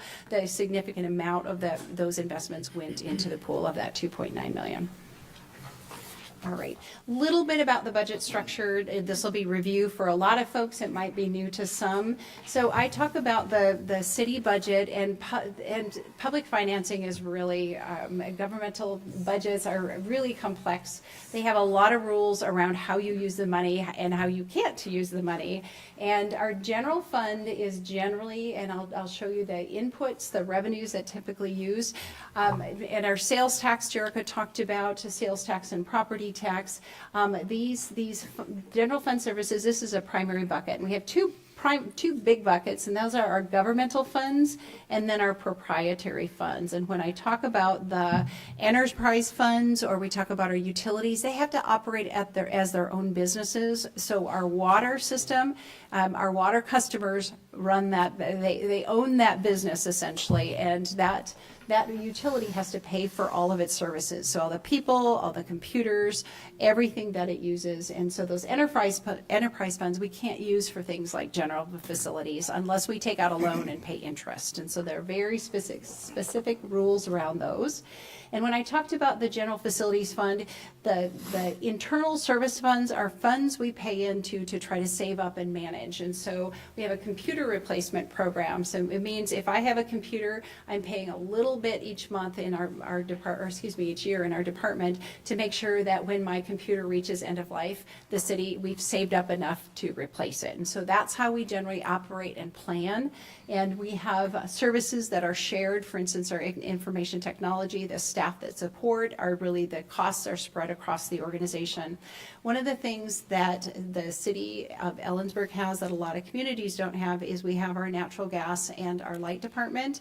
They are enterprise funds, but they help spread the cost of our financial services, really our shared administrative support services across the city. And so that's really helped us. A lot of other communities, especially coming out of COVID and this last budget cycle, they were in a world of hurt, and we have been able to share some of those, again, general costs. And so this city has been able to sustain in ways that other communities haven't been able to do over the years. Before you move off that slide, Yeah. the concept of an enterprise fund, it can be applied to different kinds of utilities that aren't on the list there. Can it be applied to recreation? Accepting the obvious 5 times price increase because it has to operate at no loss. So other communities use, and for instance, the county, their CDS, their community development, that actually operates as its own essentially utility. And so the dollars that go in are spent out of that. And so, and typically those are called special revenue funds or restricted funds, and those are restricted about the dollars that go in and dollars that go. It's really a financial practice that you can create that, and so that would be a special revenue fund. And for instance, our, let's see here, our arts acquisition fund, and that's actually under general government. That is only for the Arts Commission spending. That's a policy we save up for investments in public art. Another example would be the lodging tax fund. So that's a special revenue fund. That money comes in from a hotel motel tax, essentially. Those dollars go into a fund and can only be spent for specific things. And so, yes, that is possible. It could, in theory, be an enterprise fund for recreation. Exactly, yes. Okay, Jerica, I told her she should correct me if I misspeak, so. In order for recreation to be an enterprise fund, it would have to be able to be self-supporting. So it would have to charge fees. 5 times the fees. Yes, it would have to charge fees in order to be considered, fees. Okay. All right, excellent. Okay, and then a couple other to highlight here. Our special revenue funds have very specific rules. They're restricted funds, and that means dollars going in are from a specific place, and dollars going out have to be, we can't transfer these to a specific place. We do have what's called a parks acquisition fund, and that really is, for instance, a fee that if you build a residence, that means we want to make sure that we eventually have money for parks, and so you pay a fee into that fund, and that fund can only be for adding capacity to our parks programs. And so it builds up slowly over time, and then we try to purchase property or make larger investments with that park acquisition fund. The Recreation Facilities Fund is a newer fund. In 2023, the council voted to approve the second quarter % of the real estate excise tax and to reserve that and save that for park improvements. And so I think some of that we have slated to do an improvement at West Ellensburg Park this year, and working in partnership with the Rotary Clubs to do a sensory park as well. Real quick, dialing back to the enterprise funds. The enterprise funds, you talked about having to be self-supporting. Is that both for capital and operating, or one or the other? Yeah, I believe it's capital. Yeah. Okay. Yeah. So the answer is both for the audience, because they probably didn't pick that up. Yeah, the answer is both for the audience. Right. Okay. All right. And again, we have our debt service funds in here as well. So again, we have about 56 funds. Some of those are sub funds that we just manage through. And there are very specific rules on almost every one of those funds. Our general facilities fund, again, we added in the previous biennial budget, added capacity in our shop and warehouse, and then also did our fleet. So we're working on a path to be better at managing facilities over time. Our general government facilities, when we talk about these things, we have a number of buildings that we operate. And again, our city hall, this building was built in the 1920s and we remodeled in 2004. We put a new roof on last year. We are constantly trying to make upgrades as well. Police station remodel, I believe we finished in 2020. And that was the former fire station. And so again, the city has a history of trying to reuse buildings for new purposes. Our adult activity center used to be a church, and our Stan Bassett Youth Center was actually our grocery store. And so making do a lot with what we have. And we also do have our parks facilities that fall under that general government function. And our streets and sidewalks, I was reminded that these are things that yes, they're not buildings, but they very much fall under maintaining under our general government, under those budget rules too. All right, and just a little bit about the general fund. A reminder, Jericho talked a little bit about this. About a little over 60% is funded by taxes, and I will break that down as well. Some is charges for services. So for instance, our community development department is also under this, the general fund, and that means if you're building a building and you're buying a permit, your dollars go into those I'm sorry. I talked earlier about the charges for services that if, for instance, the utilities are using, finance services or utility billing, they actually pay. So those are in between funds. Our let's see here, licenses and permits. There you go. That's a very small part of the inputs, and then the intergovernmental revenue is grants. And then our fines are mostly late fees, and miscellaneous this last year is higher than it normally is, and that's because our interest rates came in pretty high, and so our investments actually made some dollars for us to help out with that. So Heidi, can I just point out for the public that when we set our fees as a governmental entity, you're not allowed to set fees that exceed the actual cost of the service. So you can go lower and you can subsidize the service, but we can't jack up building permit fees to potentially cover the costs of something that's unrelated. It's whatever the building permit costs to process and the inspections and the record keeping piece, and that's the only thing we can charge for. absolutely, good point. Thank you. All right, if we break down that section, if we go back to the taxes section, if we look at our general fund, and this is for 1 year essentially, this is the adopted 2025, and we look at the portion that we collect with sales tax, or we plan for. Again, this is a budget, and what happens is we look forward for 2 years and try to look at the trends, and then the dollars can come in above or below over time, and that's why we do those financial status reports for you. So about 50% is funded by sales tax. Property tax, again, we're limited to the 1% increase per year, and then the council has to vote on that on an annual basis. And the property, and Jerica can probably provide an example of what that 1% actually covers, and it's usually not even, sorry, police, enough to cover the annual salary increases of our public safety folks. And so again, that doesn't get spread, or it gets spread very thin, and that's about a quarter. And then our B&O taxes, and so our utility taxes, again, the benefits of having additional utilities to help our general fund and help stabilize that. So there isn't a whole lot of room for these to move, and as we were looking at the budget over this last year, when we were seeing increase in labor costs, increase in equipment, and every single input, it was really difficult to balance the budget. So just a reminder, I won't spend a lot of time on this. We were almost $2 million short just trying to maintain services this last year. We had to say no to a lot of things moving into the 2025-26 budget. And we have been able to find some dollars for some of those things like our library and health homes. The HVAC system was on its last leg, and we know we can't be in a facility if you can't heat it or cool it, you can't be in it. And those are critical elements of operating a facility.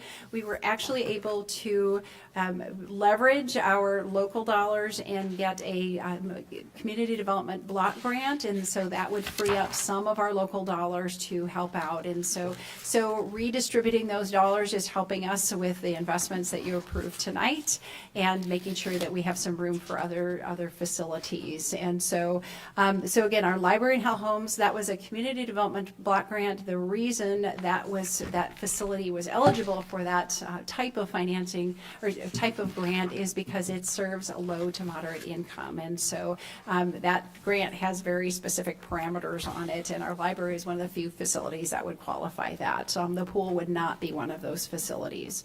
So again, we're always looking for opportunities to fund things, but making sure that folks understand this was a really difficult budget. We actually reduced services, and so what we will bring back to you was we actually cut our chip seal program this last year in a half, and so that was actually a little more than $750,000 reduction. We did some reduction of pool hours this year, and again, we made lots of different changes and used our one-time revenue to actually patch the hole that would really have been in the general fund had we not used that. So lots of work this year to balance the budget. The facility maintenance approach, I think, is important to talk about here. We have worked hard to try to do preventative, and we don't always have the resources to do as much preventative as we want, because sometimes when you have a lot of facilities and one person working on facilities, things break, and you're being in response mode. We have traditionally budgeted very conservatively when it comes to staff, when it comes to our facilities, and really, trying to have fiscal discipline, making small changes slowly over time, trying not to make rash changes. We talked earlier about our enterprise funds. They operate as their own business, and so our restricted funds this last year, we tried to use as many restricted funds and try to focus the programs and projects that we could in those areas, because we were coming short on general fund dollars, and so just sort of shifting some of our work over. And then make sure that we have minimum levels. And so council has a policy that typically 10 to 15% that we keep budget. Again, we are cash basis, and so we need to make sure we have money in the bank to always pay the bills. So, and as you all know, we are always faced with competing priorities. There are always more needs and wants than we have money. And so it's a challenge, I know, with every decision to figure out what the priorities are. And then typically with our facilities, we try to we make investments to try to extend the life of a facility. And so when you get to the end of life of a facility, that's when things start getting a little difficult. And I think that's what we're facing with the pool at this point. How much more do you continue to extend making sure that we have a plan for replacement? And then securing matching funds, again, we worked really hard to make sure we have, we can leverage as much as possible but typically recreation facilities, there isn't a whole lot. Folks, the state and feds typically have more money for transportation. Those are big ticket items, and sometimes infrastructure. For recreation based facilities, it's much more competitive. And then we've talked about already taking steps to increase maintenance. The external influences when it comes specifically to the pool, if you recall, December 2022, we lost a facility.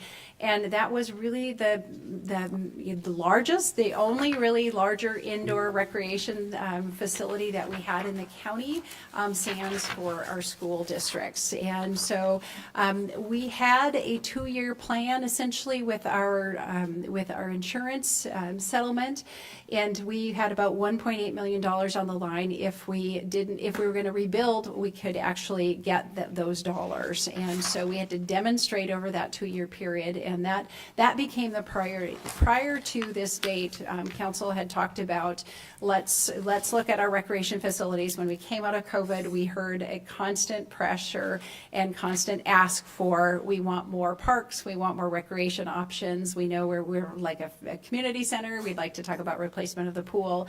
And the question of pool/field house was, which one comes first?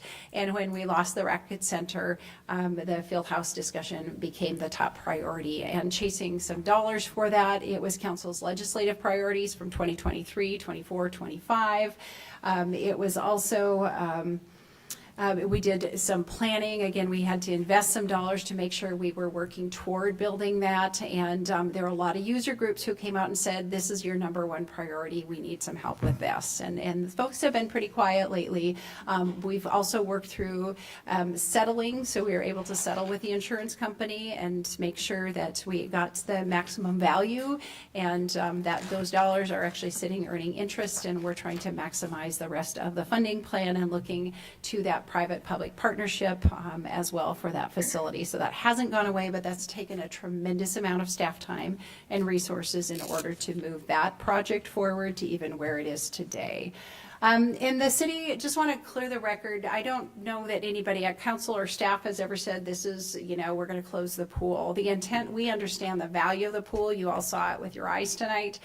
We have kids, we have families. Learning to swim is just a wonderful public safety service, and it's a really important place for our community. And so we want to make sure that we are keeping it open, and I know it's been on council agenda for a long time. One of your council strategic priorities when you met in 2023 was that, 24, was that you wanted to make sure we looked at dedicated parks and recreation funding. What we know is if we are to build new facilities and expand what we have today, we need new revenue. Unless we're going to close something in particular, again, the majority of our general fund and of our services are committed through current services. And so, and to do debt service, so we'll come back at another meeting and talk about what does it actually look like. But today we wanted to focus on just the current status of the pool and just some background information around this. And just, we also know that the Central Washington University pool closing really created pressure on our facility, and I think, has been a concern because now we went to half the pool resources that we had before in the community. And so I know that has elevated the conversation and the concerns about the future of that.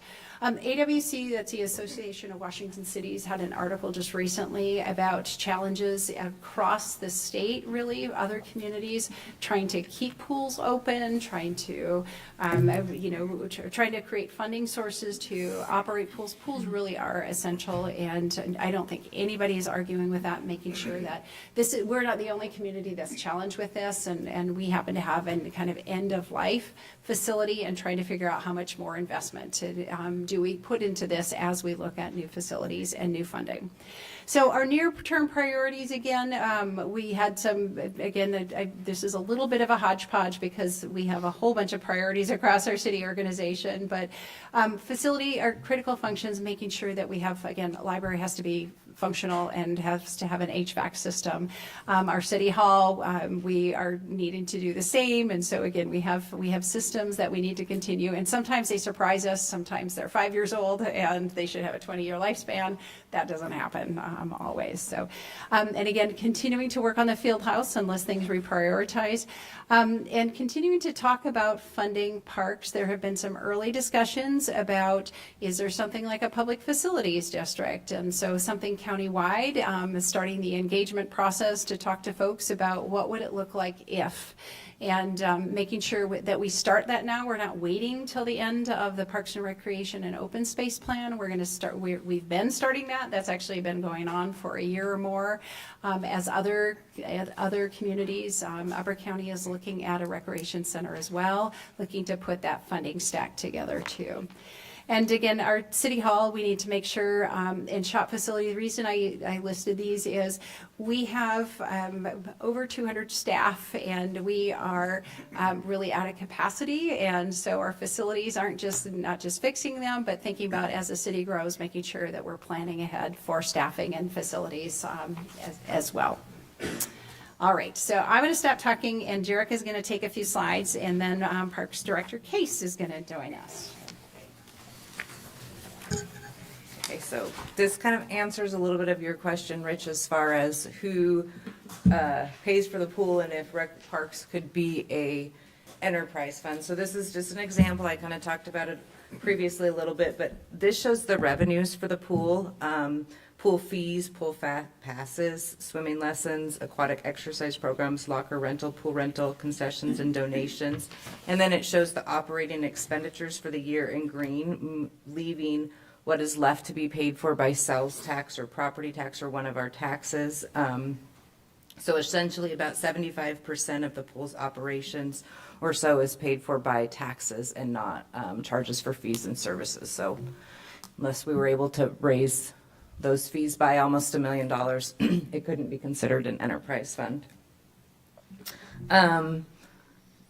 Next slide there just shows a little bit of pool investment. Heidi talked a lot about all of the different facilities and infrastructures that we have to keep maintained and invested in City Hall, the roads and streets and stuff. We really do have a lot of facilities and a lot of infrastructure out there. And again, that maintenance and those investments aren't part of the budget for operating. So we have to find additional revenue sources out there to do those. We have spent some significant money on pool investments.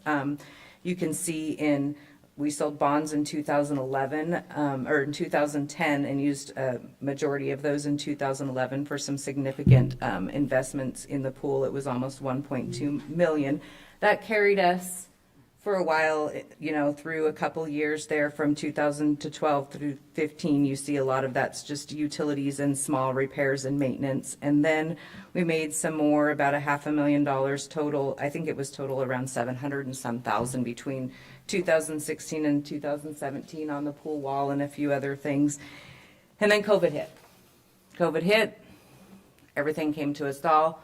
We couldn't spend money on a pool that we didn't know where we were headed with COVID. Once we kind of came out of COVID, then we worked on building and replacement fund that Heidi talked about, where we worked on starting to stash money away to be able to make bigger investments in some of our facilities and stuff like the pool.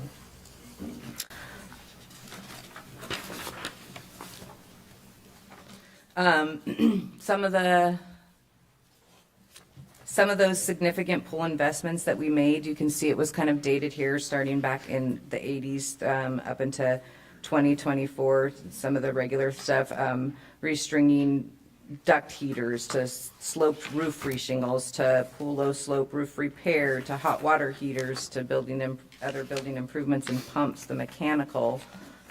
Again, water heaters, compressions and dehumidifiers, hot tub renovations, boiler replacements, sliding doors. It's a very expensive facility, and we've continued to put amounts in there as we can, but again, keeping in mind that competition with street maintenance, public safety building, library, all of the other ones at the same time.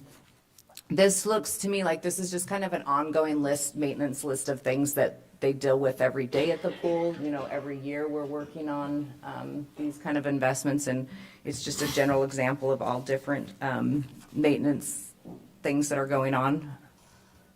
Sauna bench issues, hot tub tile replacement, chlorinator service, rebuild chlorinator pumps, booster pumps, repairing exterior concrete, all of those door strike hardware issues.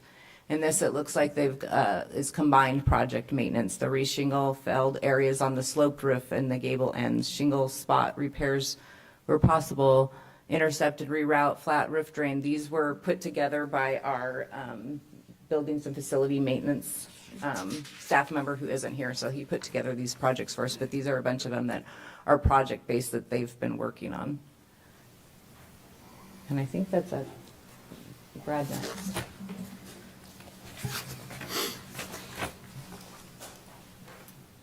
Good evening, Council. Brad Case, Parks and Recreation Director.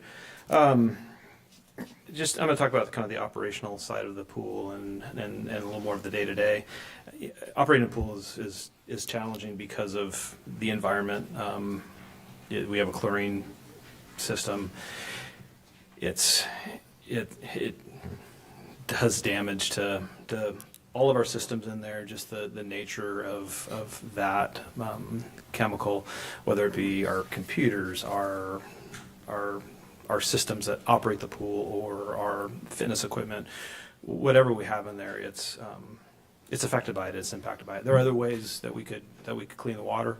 It's going to take a sizable investment to go a different route, so we're more or less stuck with what we're doing right now. The other piece of it too is that at the end of the night, we don't shut the lights off at the pool and shut everything down and reboot it the following day. It never stops. We're constantly, heating it. We're constantly cooling it. We keep it at, around 83 degrees. And if it's 84 degrees, the swim population, they know it. If it's 81 degrees, they know it. So it really never sleeps. And so it's a challenging place to keep open and operating. And again, we do that with one full-time city employee. We get that person about 40%, and we have one full-time staff member that takes on a lot of that responsibility as well, and that's Jody Hochter, our aquatic and recreation supervisor. And so a lot of the day-to-day maintenance falls on Jody, whether it be cleaning filters, chlorine testing, water, making sure the water chemistry is where it should be and it's safe, because if it's too high or if it's too low, it has significant ramifications associated with that. Our part-time staff, they kind of do what they can do in terms of the janitorial and the cleaning and the day-to-day stuff, but the bulk majority of it falls on Jody, and that's a lot. That's a big task. Our ventilation system at the pool, we have two main systems, two main HVAC systems that serve the facility. Our largest being the PDH unit and associated boilers and heat exchange that serves the main pool area. Our second system is the rooftop unit that serves the front area, office and locker room. That's what we had that on the agenda for tonight, is a replacement of that roof, and then also that HVAC. And so that will get taken care of in the next couple months. The larger system was installed as a part of that 2011-2010 project. It's 15 years old. We're already seeing it run at about 40% capacity of what it should be. And so that's going to require a significant investment in the near future. We estimate that replacement to be around $250,000. And so it's a constant. Our pool schedule, we are open about 91.5 hours per week, an average of a little over 15 hours per day. And so we're open. We get a lot of use. We had over 51,000 people use the facility last year. To give you a comparison, the indoor swimming pool down in Yakima, which is much larger population, they do have some private facilities and also the YMCA, but the Lions pool in Yakima is open a total of 69 hours per week, which is about 12 hours, a little over 12 hours per day. And then, as the city manager alluded to earlier, the closure of the central pool is going to have an impact on us as well. We're seeing individuals that have used that pool for water fitness classes. the local East, the Ellensburg swim team, youth swim team, they have used it for practices. They had they have well over 100 kids participate in their program, which is great. The high school swim team uses the central pool, and so we're having to incorporate all of those different groups to the best of our ability into our city pool, and we've been able to do that so far. And so I guess the challenges of running that pool and the amount of people that are using the pool is only going to increase. Back to the staffing piece of it, and Jody. Jody's worked for the city for 39 years, which is really hard to believe. Most of that has been at the pool, and she's an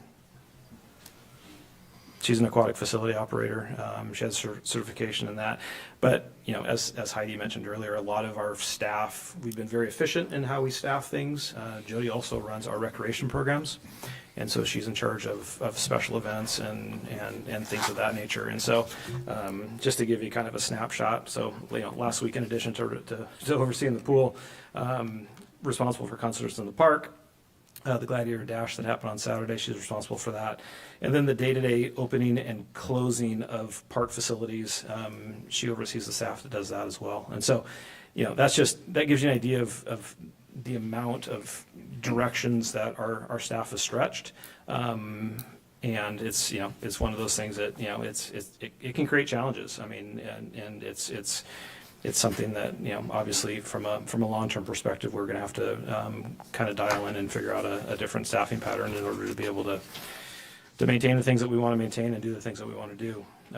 In addition to Jody, we have our park secretary based out of the pool. She provides a lot of support directly to the pool, just by virtue of her being there and answering questions and handling customer service and things like that. We also have part-time staff. We have anywhere between 40 and 45 part-time staff members. On average, 2 to 3 staff are working a shift. For some of our larger swims, we may have 4 or 5. The ranges of our staff in age are from 15 to the mid 80s. The majority of our staff members are 18 to 21-year-olds, and they average about 5 to 15 hours per week. Working with staff of that age creates its own unique set of challenges, and scheduling. I think that's one of the big things that we face is the ability to schedule the pool and make sure that we're maintaining adequate staffing for safety and things. And we've had situations in the past where we've had to close down a swim, or we've had to cancel a swim in order because we haven't had the staffing. It could be finals week, it could be a series of things, but all things considering, we do a pretty darn good job of keeping that facility open. And in terms of being open, we're open 6 days a week. We were at 7 days a week for many years, and we transitioned to 6 days. It allows us to do some things like bigger maintenance items if we're going to go in and shock the pool, or if we have a staff training, like with this past Sunday, we had a staff training, so we're able to conduct that staff training at a time where it's not going to impact the public. I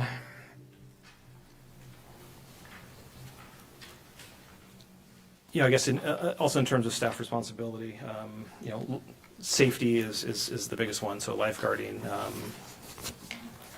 teaching swim lessons, but also recreational programs at the pool. We teach water exercise programs. We also take other reservations at the pool, such as park picnic shelter rentals. And then, again, the staff responsibilities of just the maintenance and the custodial responsibilities. We do have a private cleaning company that comes in 2 days a week, and they provide us with some additional support. The benefits of the pool, obviously it's one of those facilities that provides life safety, but also it's our only facility that provides recreational programming for all ages in our community. And so, from infant, parent classes to water exercise classes that may cater towards our senior population, it provides a wide range of opportunities for people to recreate and get exercise. And also just that mental piece of it too. I think, during COVID, I think people realized how important things how important Parks and Recreation were in our facility. And the pool is one of the first places we were able to open, and we had some really strict guidelines. But the response from people when we opened those doors and they could get in there and recreate was something that, it was painful for staff, and it was a painful process. But it's one of those things that we look back on and go, wow, that was really cool to see how important our pool was to our community, and when we saw it time and time again. So it plays a really important part in our day-to-day lives, and making sure it gives people a safe place to recreate. Pool attendance wise, just looking at the numbers over the course of the last handful of years, we're at about a little over 70% of our participants who are coming in for daily admissions are city employees as opposed to county residents. But obviously that's going to continue. It's going to change. It's going to ebb and flow. And like we said earlier, our pool numbers aren't going to diminish. We're going to continue to see a lot of use of the pool, especially with the limited resources we have in our community. So with that, I will pass it back over to the city manager. All right, thank you. Just a few slides to kind of finish on a follow-up. So we can't get away with this without talking about the roof. And so wanted to share, so folks today, if you were on the tour, essentially we started up front and then walked our way around the building and looked at the back. So right now, what council approved tonight was a replacement of our this is the original decking. It's a flat roof, a single ply flat roof that was actually original to the facility and the HVAC facility. So again, we can't occupy our buildings if we can't heat them or cool them. So that's a critical issue. And that is a failing, it's on its last leg system. And so that cedar shake, which I know has been, folks have been focusing on, the cedar shingle, the slant roof we call it. I'll talk a little bit about that. And this is exactly when I wish Hunter was here to help us out with it. So there was a study done in 2018. It was an engineering study looking at, and they actually did a destructive testing of the pool roof at this slant and said, it is at end of life, and we do need to replace it at some point. And so I just wanted to talk a little bit about the structure of this because it is fairly unique. And what our understanding is, when the original facility was built, it wasn't supposed to have a cedar roof on, but they ended up installing it. And if you think about this is an older facility. It was built in 1970s, 80s standards. We have new ventilation systems today, and as Brad mentioned, everything in that facility is subject to it's a really harsh environment, and that includes the roof, and that includes the breathability. So when they build facilities these days, they actually you have different ventilation systems, and they can actually move air much more efficiently, and it doesn't have as significant an impact. And so the roof structure and this is the cedar shake roof essentially. So the beams are supporting this, and there's a tectum, and so it's essentially a 3-inch. This is really what's protecting the roof, and this is the section that's over the pool area. On top of that, really are essentially 2x4s with what they call skip sheathing. So there's a space in there, and then the shingles are essentially attached to that, and not entirely well. And over time, so a 25-year-old roof is going to have the cedar shingles. They dry out, and with that pool environment that again ends up sort of impacting the building inside and out, those are super dry. And so we've done repairs over the years, but when you step foot on those very, very dry, brittle shingles, they fly. And as our staff that have been around for a number of years have said, the minute the roof went on, we've been losing shingles. And so over time, certainly, we can't replace them and as fast, and it actually sometimes causes more damages. So there are some spots on the roof that are bare, and we are, this last year especially, when we had a super heavy rain and we had drips that were coming at the peak of the roof essentially. And the good news is it's not leaking throughout the facility. And so again, it is at end of life, and we're going to have to look at replacing that and looking at the future of the facility. So So here's a picture of the slant roof, the flat roof on the right, and it shows the alligatoring. This is the roof drains are failing on this as well. So again, trying to keep your facility indoors dry, and this is over the locker rooms and the offices and the main area of the building. So that was a critical facility. As we look at the cost of potential doing the sloped roof, we actually had the contractor out that did the last roof, and they said it's been at least 5 years since we've done a structural. They would actually want a roof design. We're not sure. Again, trying to replace this with another cedar roof is probably not a good idea, and there's some other applications. We're looking at some creative options as well. The estimate is about $535,000, and that would include design of about $35,000, and then construction. We believe that a roof replacement will be in the neighborhood of $500,000.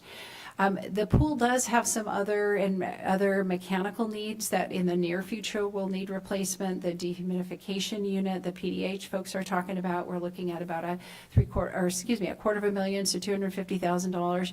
And with an aging facility, you just never know what's going to happen. So there are always risks, and you can't plan for all of those things. So just to sum things up a little bit, talking about the lifespan, 50 years is extreme. So we're basically at 46 years this year. There's some changing, and I'll get to this next.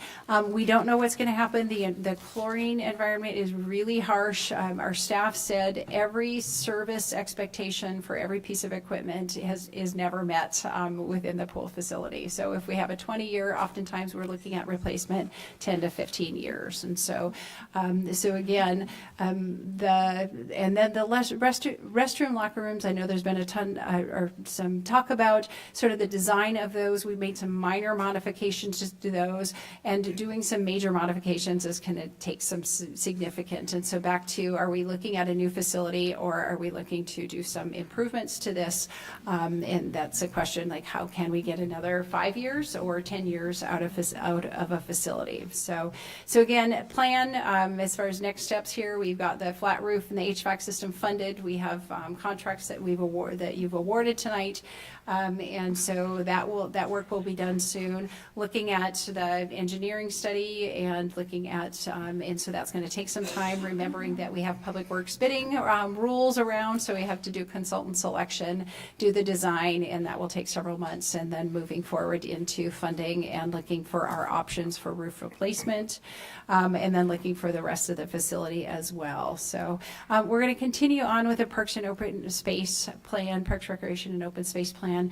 Our goal is to finish that in 2025. The goal of that is to involve people. We know we have a lot of different recreation users in our community and with lots of different interests. And I know when we were talking about the field house, we had people that showed up and said, the field house is the thing. We need indoor recreation space. And so it's always a challenge to listen and try to balance those community priorities. And the Parks and Recreation and Open Space Plan will help us do some of that. And we're asking for a funding plan. We've started and we'll continue to talk about new revenue, about if we want more, we need to pay more, and we need to find ways to fund things in our community. And then the question is too, if we do a replacement, we haven't had the conversation about where that is. In the current parks plan, the location is actually of a community center is actually at Mountain View Park. That may or may not be the best. And there have been discussions about, do you replace in the current facility, or do you replace out at Rotary Park or somewhere else in our community? So there are lots of decisions to make as a council and community moving forward. And it will be really important that the community is involved in that too.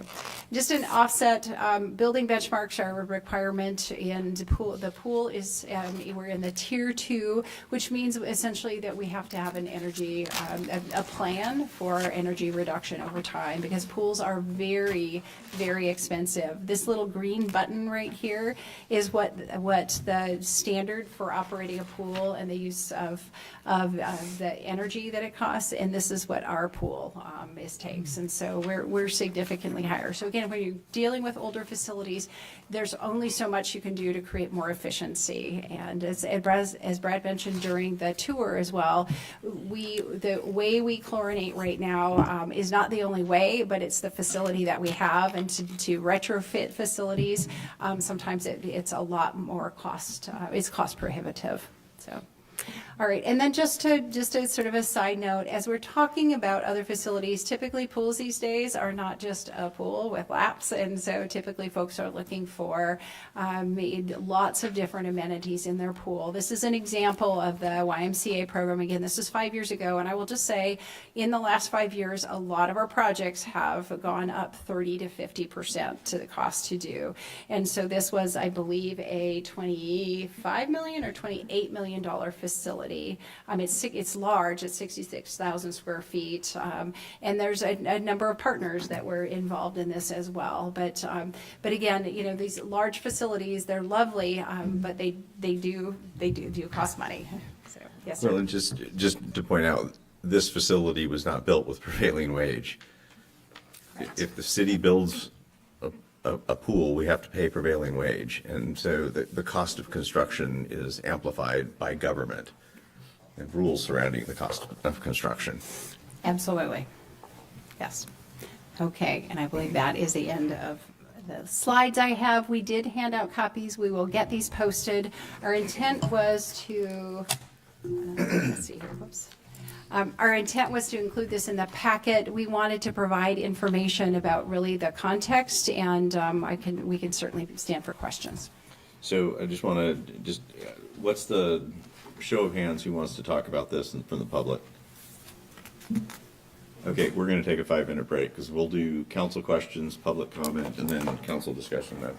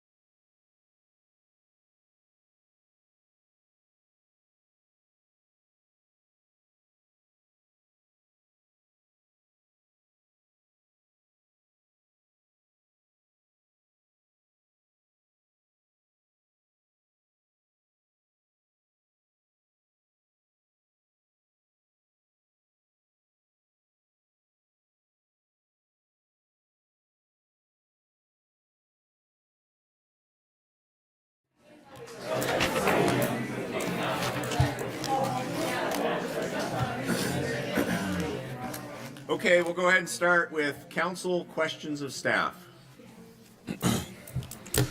I've got some. Okay. When do we need to meet the building benchmark thing? Clean building performance standards? Yeah. So we don't need to meet it, we have to have a plan in place, and I'm forgetting if it's 2027 or 28.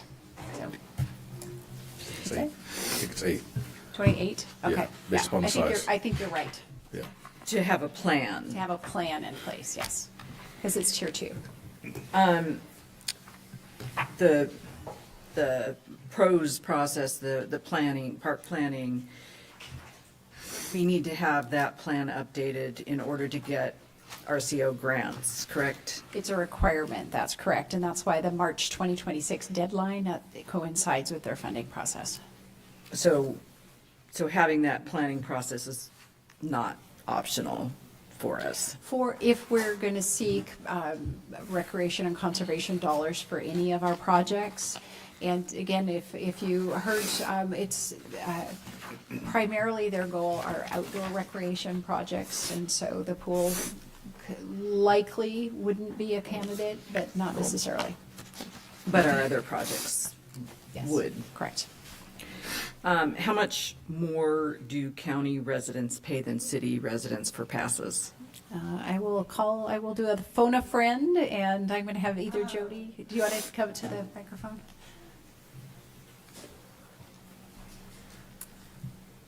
Hi, Jody at the pool.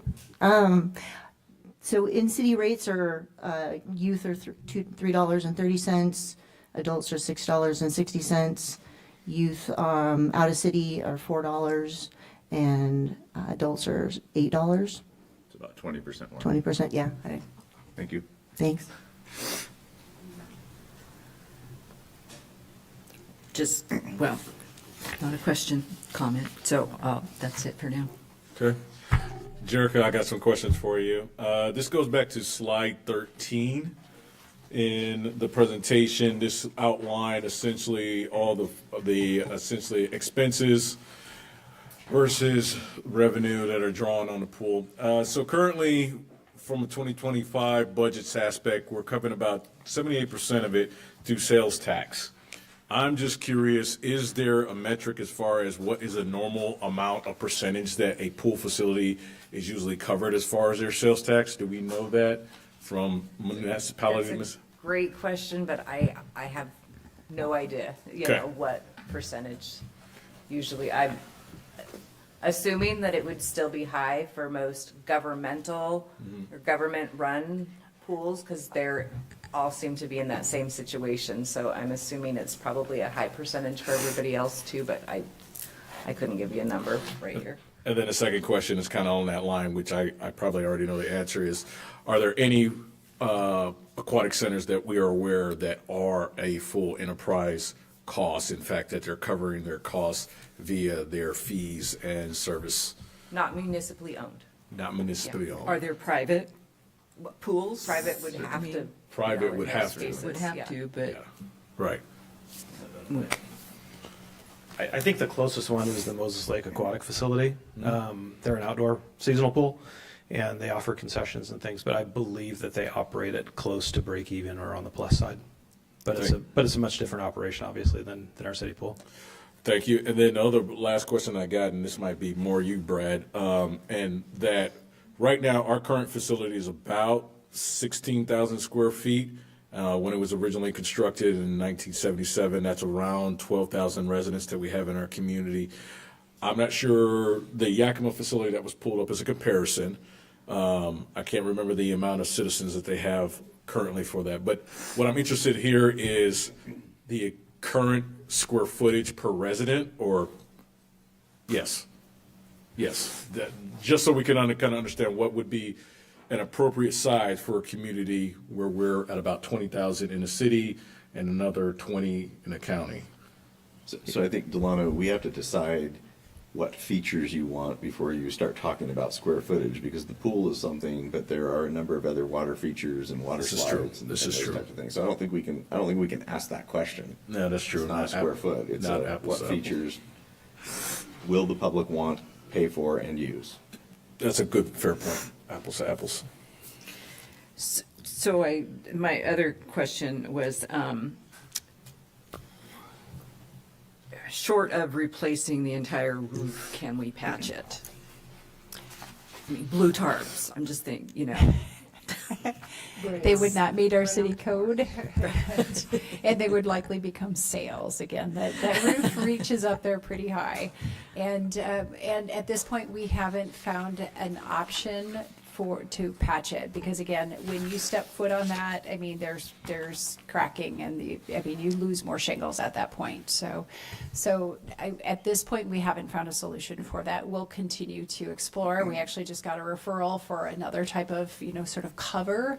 But again, if you're putting it over top, it's, yes, a temporary cover or something that's meant to go over another roof. It doesn't look like it's a good solution, but we'll explore whatever we can. So if folks have For ideas. short term, I mean, yeah. Yeah, correct. Okay. Okay. Comments from the public? Candace, you're first. You're the only one that raised your hand, Candace.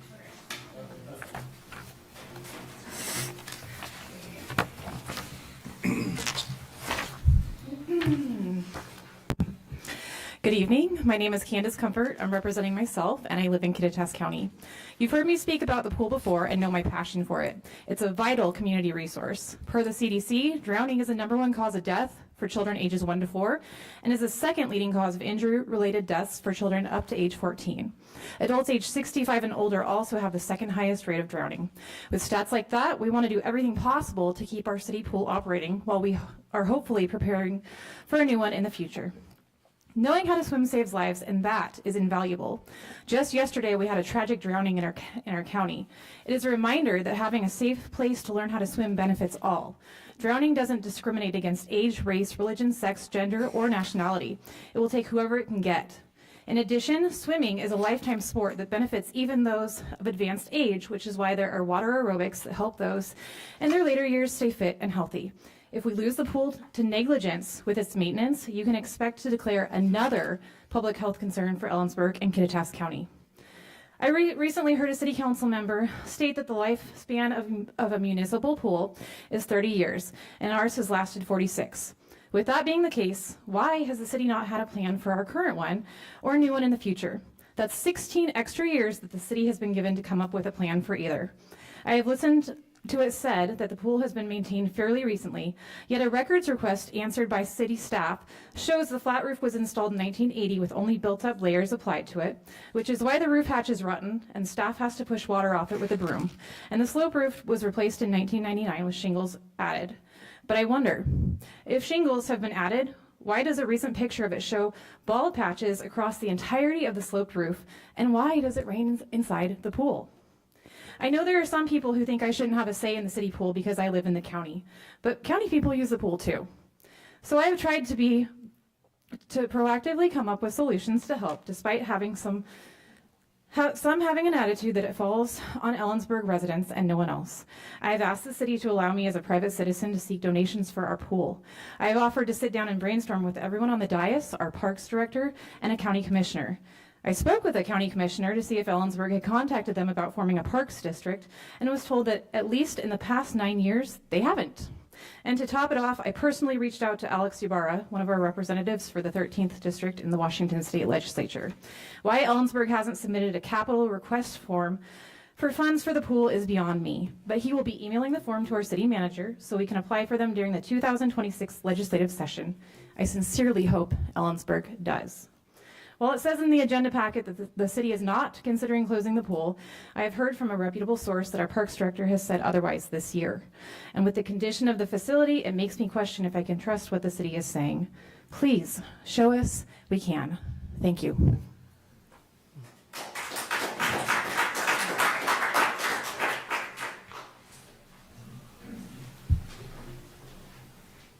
Julianne Clement, Kittitas County resident.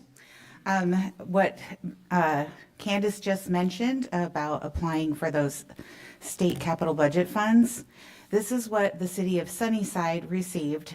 I have a letter that was records requested from the city of Sunnyside. They received $257,000 for their downtown gazebo rebuild, $515,000 to replace the roof on their community pool, and $515,000 for Tina Noth Park soccer field development, $515,000. And that's a total of $1,287,000. The numbers that Heidi had just put up about our needs for our pool was $945,000, and I think I missed one, so we'll say $1 million. I encourage you, as Candace did, to contact our representative Ibarra or look for his email and apply for these funds. Thank you.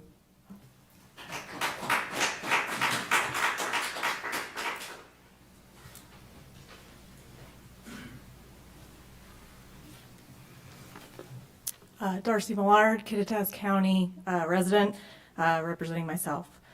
So my family and I are frequent users of the Memorial Pool facility for the last 5 years.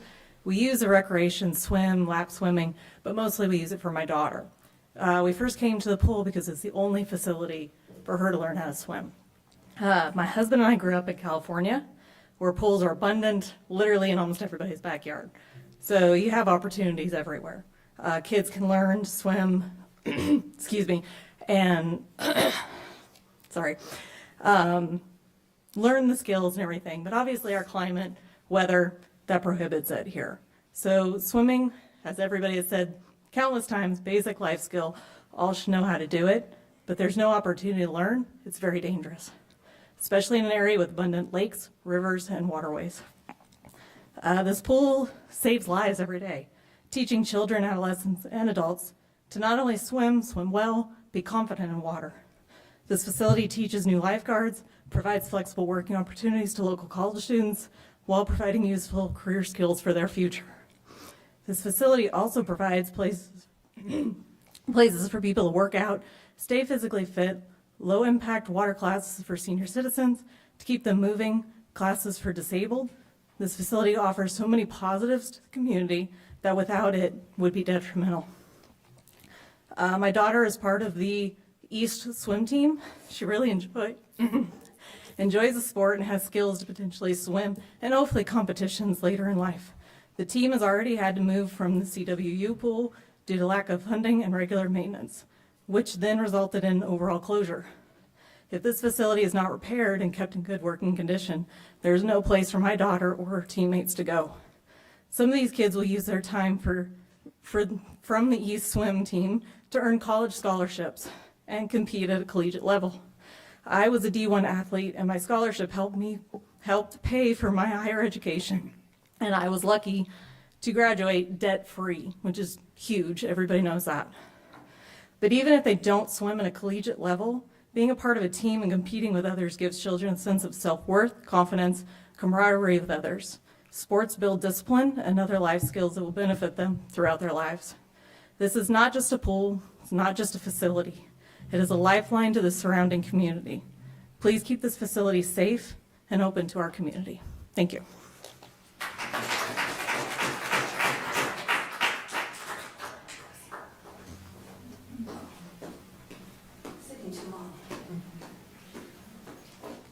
My name is Candy Esslinger, and I am the head coach for the Ellensburg area swim team.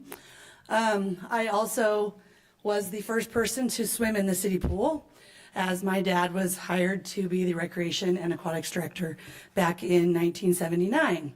So I have a long history with this pool and swimming in general, having been an athlete. And just to, emphasize, supporting competitive swimming, we have 100 and some athletes, but not just that, community aquatics is just so important. We talked about the community, and we have little babies who come and swim. We have older community members who come in and do exercise or lap swimming or water walking, or maybe they just use the hot tub to ease their aches and pains. And I think that when I look at a community traveling around so much for swim meets, one thing I look at is a strong community has strong parks too. You know, you go into Walla Walla or Yakima or Wenatchee and you notice their parks and how they care for their community. And I think we notice that in all of these places, not Wenatchee as much, but, you know, Walla Walla has a nice facility, outdoor facility, and they have an indoor facility as well that they can use. And I think, you know, it just really represents how much we care for our facility and providing for the whole community, not just, you know, I mean, I don't want to say anything about a field house, but I think that limits our community. Not everyone is going to go play soccer, you know, where everybody can go to the swimming pool and have lessons or recreate.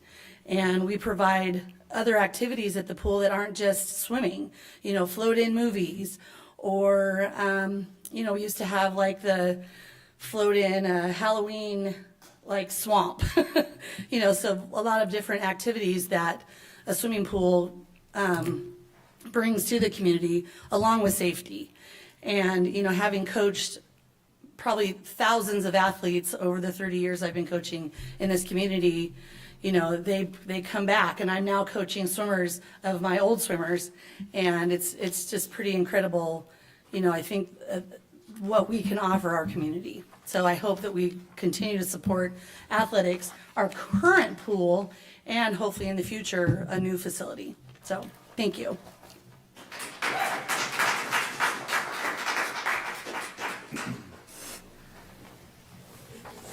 Hello, my name is Alyssa Carlson. I'm a City of Ellensburg resident.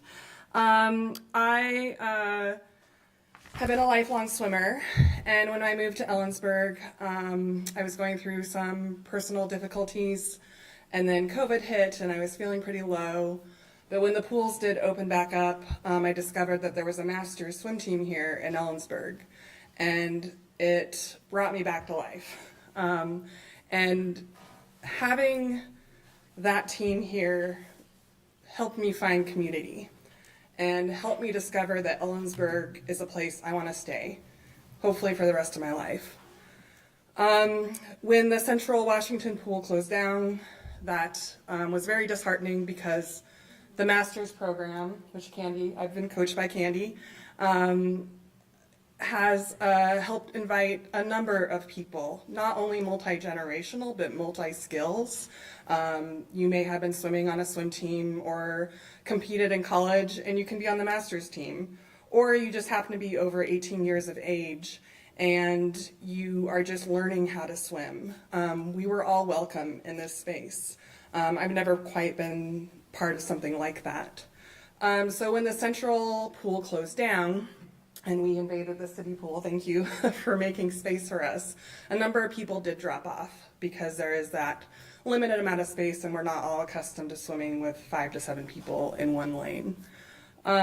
So I just talk about that because I want to emphasize how a pool that is open year-long and is public, open to all, really enhances the quality of life for our community. It builds community and helps us find community. So thank you for keeping the pool on the agenda. I wasn't quite sure what was going to be discussed here tonight. I support and hope you will support keeping a public pool a priority for our community and developing a plan. What's that plan? How are we going to keep a pool in place? How can we phase this? Can we keep the city pool open while building a new pool? And I don't know about everybody else in this room, but I don't need the Cadillac of pools when we're talking about a new pool. Maybe some more lanes would be great, because there is a very high demand for the one pool that we do have now in our community. And so yeah, pools are expensive, but they're priceless. So do please prioritize the pool, make a plan for the pool. And I also support the capital request approach as well. Thank you.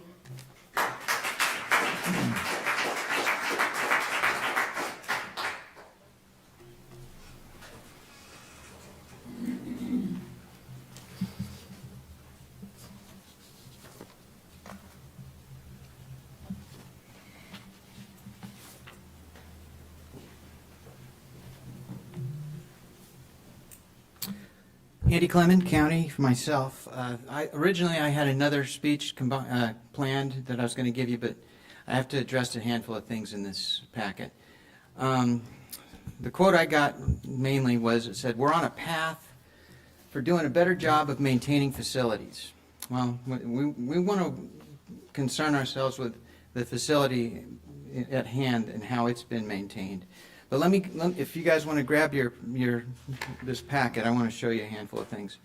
This presentation has been hastily prepared, and it's not in sync with recent comments made by council members. However, the common thread seems to be confuse the public and convince them that a new pool facility is the only logical answer to the current problems. First, we're going to address the life cycle fallacy. On the last page there, it says, "The realities of the pool. A lifespan of 50 years is extreme." Well, maybe, but this building itself used to be Washington School, and it was built allegedly in 1890. So if my math is right, that's 135 years of the same building. Well, the 30 years you're talking about is an accounting amortization schedule to depreciate the 30 years of life, of the full life of a building. If you put money into it, a building can last forever. Look at the Capitol building in Washington. So look at our own building in Olympia, our Capitol. It's still great. Just because it's old doesn't mean you can't fix it. Now, on page 7, number 13 slide, that it looks like the maintenance fees are being hidden. It's all in that one the green line of expenses. Well, that's debt, that's staffing, that's energy, and maintenance.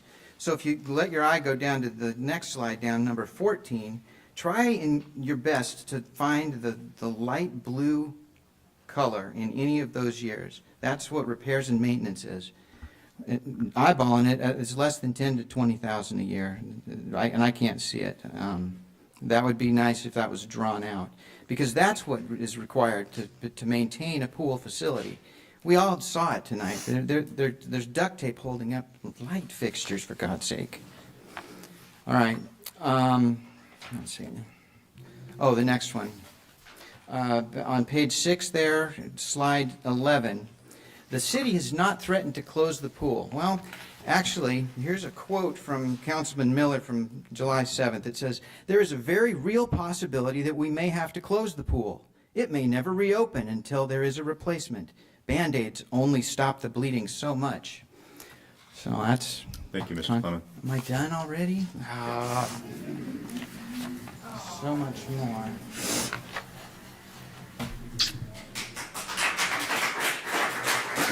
Everybody out.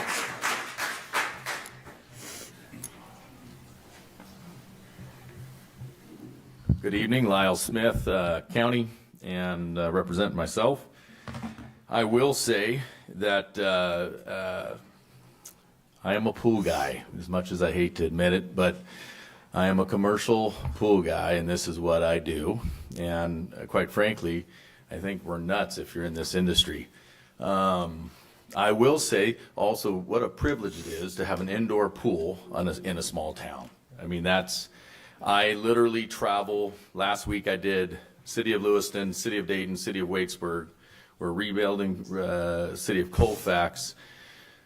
Just bid Snohomish Aquatic Center, which is the premier facility in the entire Northwest, which, by the way, is only, I believe, 15 years old, and just replaced their dehumidification and whatnot at $1.3 million. I just gave them a bid to replace their stair tower for the one slide for $1.3 million as well. This is a center that was designed with the best intentions of the finest air quality for the swimmer, right? Because the swimmer is breathing that first 3 inches right above water. Nobody ever thinks about that. So you're talking a facility that was designed with the best of the best, and guess what? They're already replacing things because I think Brad said it, but if you put a pool inside of a building, It's the most toxic environment there. And the only thing I will say, it's not necessarily the chlorine, it is literally the air handling, right? You look at steel I've seen roofs collapse from the off-gassing, just eating up plates in trusses, literally eating them up till they're not there. Okay? So environments on these pools, you guys, we've done pretty well. Now, I will say the pool in itself, if you looked at it today, it's not that bad. It's settled. Water quality, what we call the clarity, right, is good. Jody is phenomenal. Love that woman. Love dealing with her. I don't know who some of the other guys, but like Dustin who worked with you. I mean, awesome folks doing big jobs. And so I guess I better hurry here. But there's a lot to it. I mean, I think pools are crazy important. But I'm telling you, a lot of work, and you have to be maintaining. You have to, like when we build a pool, we give you an immediate to-do to start saving, because no matter how good we build it, you will be literally needing to replace things. And so anyways, oh man, I'm trying to think of anything else I can share. You guys, I just think they're doing a good job. Keep it up, and thank you, Mr. Thank you.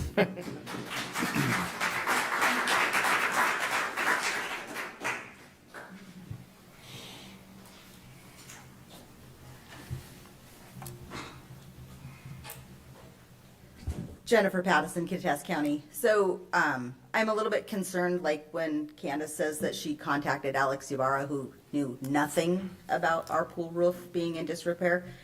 The city of Ellensburg pays a lobbyist. I know that last year, you guys, when you reported back, not this last year, but the year before, you got some minuscule dollar amount for the field house when we were expecting millions of dollars. So I question whether the lobbyist is doing the city. Maybe we need to look for a better lobbyist, because there's no way that our state representative for Kittitas County should not know that we have a pool that is in need of a new roof. Thank you.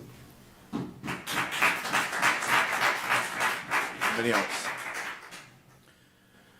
Okay, this was an informational item. We're not expected to make any decisions now, so if you have comments, they're not directed. If we're going to talk about action, then we need to put it on the agenda item, or on the agenda as an action item.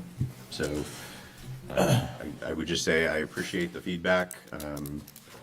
Some of us have been in the community for 35 plus years and been watching this situation develop and attempts at maintenance. I was here, not as part of the city administration, as part of the fire department's administration, when they replaced the roof. It seemed like a weird thing to do at the time with a shake roof, given our climate with the UV impacts on shake roofs. But the decision was made, and we can't look back. We have to look forward and try to come up with a plan that keeps the pool functional while we look at alternatives. And I think those alternatives occur. And Candace, I'm going to dispute something that you heard. We are meeting tomorrow with the county, or we are meeting about a parks facilities district in the county literally tomorrow. So whoever you talked to did not have current information. And the parks facility district conversation has been occurring on and off for years. Whether it in its current form or not is up for debate. So anyway. And I would just add, that was part of our lobbyists' goal was, part of the lobby agenda was to be able to have a separate facility district. Well, the public facility district that would be not countywide. So a countywide public facility district is on the table. That's what we're talking about. Yeah. So, and maybe you heard Parks District, which is a different thing. There is an Upper County Parks District. I believe that the parks districts are property tax funded, public facility districts are sales tax funded. So we need to have that discussion. We could go either way, but I guess if we're going to have comments, I would like to expand the pool of who's paying into such a facility. I think partnerships with Central, they've lost a facility. If we need a new facility, maybe we can have.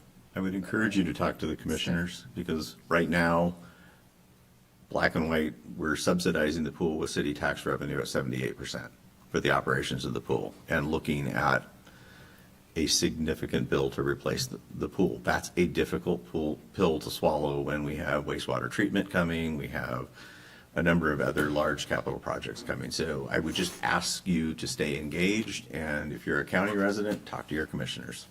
And I just want to add, we did apply for the capital funding that you've suggested, and we didn't get it.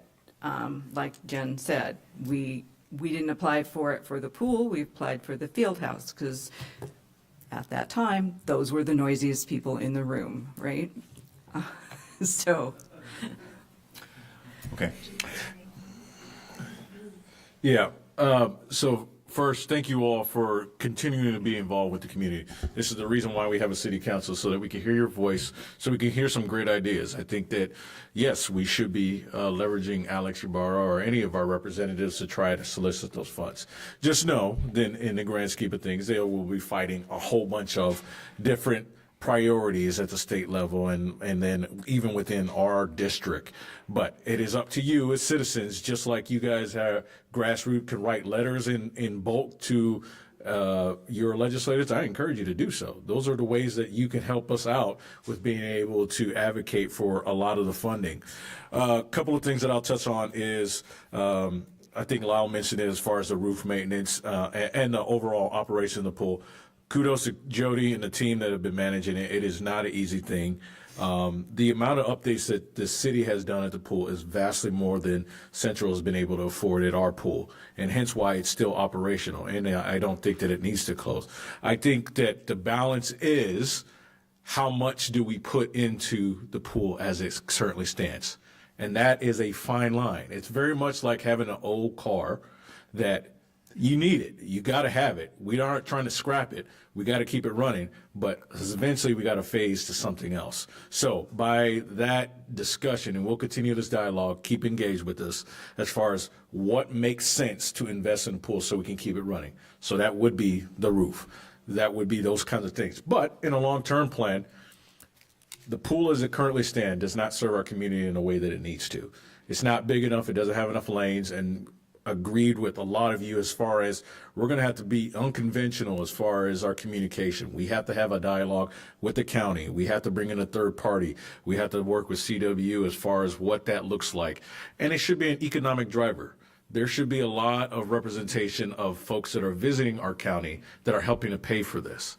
And just like a lot of different things in our community, we have to be willing to stand behind our words of how important this is. So if the fact comes up that we bring up before, and this is just my idea, that at some capacity, not only will it take multiple parties coming together, but it might take a separate sales tax ballot, a dedicated cost for this. And people are going to have to be able to stand behind it, because it is the operational cost that Lyle talked about. It is not easy. There are things that you're going to have to invest in, and it will come back in the back end as far as your fees, as far as being able to access that pool, and that's how it plays out. I will speak really briefly on the CW pool, because most of you already know that I work for the university and capital planning is part of my role. That was not an easy decision to make. If you have been following higher education, there have been cuts across the board. The university has to make those evaluations. The pool was amongst several different things. You already probably heard about us having to unfortunately cut our rugby programming at a varsity level. And that was not an easy thing. That impacts student athletes. Those are students that had to go to a different university.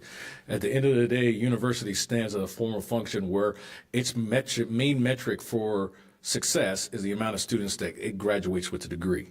And so when we look at all the different programmings across the university and where the aquatic center sat compared to a lot of other facilities, unfortunately, it was at the lower rung as far as our priorities. So I say all that to say that it is unfortunate. We would love to be able to support that, but the capital investment compared to all the other things that the university had to work on is what came down to that deciding factor. If you'd like to have an extended conversation with me specifically on that, I'm happy to have that discussion with you. Please touch base with me. So by far and large, I just think this is going to be a community effort that we need to have at a larger platform with the county on a long-term strategy. We do need to make incremental investments to keep the pool running, and we will, as you have already talked about as far as a flat roof and these kinds of things. But then we also need to start having a long-term conversation about what is the next phase of aquatic facilities for Ellensburg and Kittitas County. Okay, we're going to move on to item 12A, which is page 111. This is the manager's report. No public comment. Okay. Thank you. Once again, Heidi Burns, Cernaway City Manager. Just a correction. Okay, maybe hold off for a second, Heidi. If, guys, if you want to take the conversations outside, please.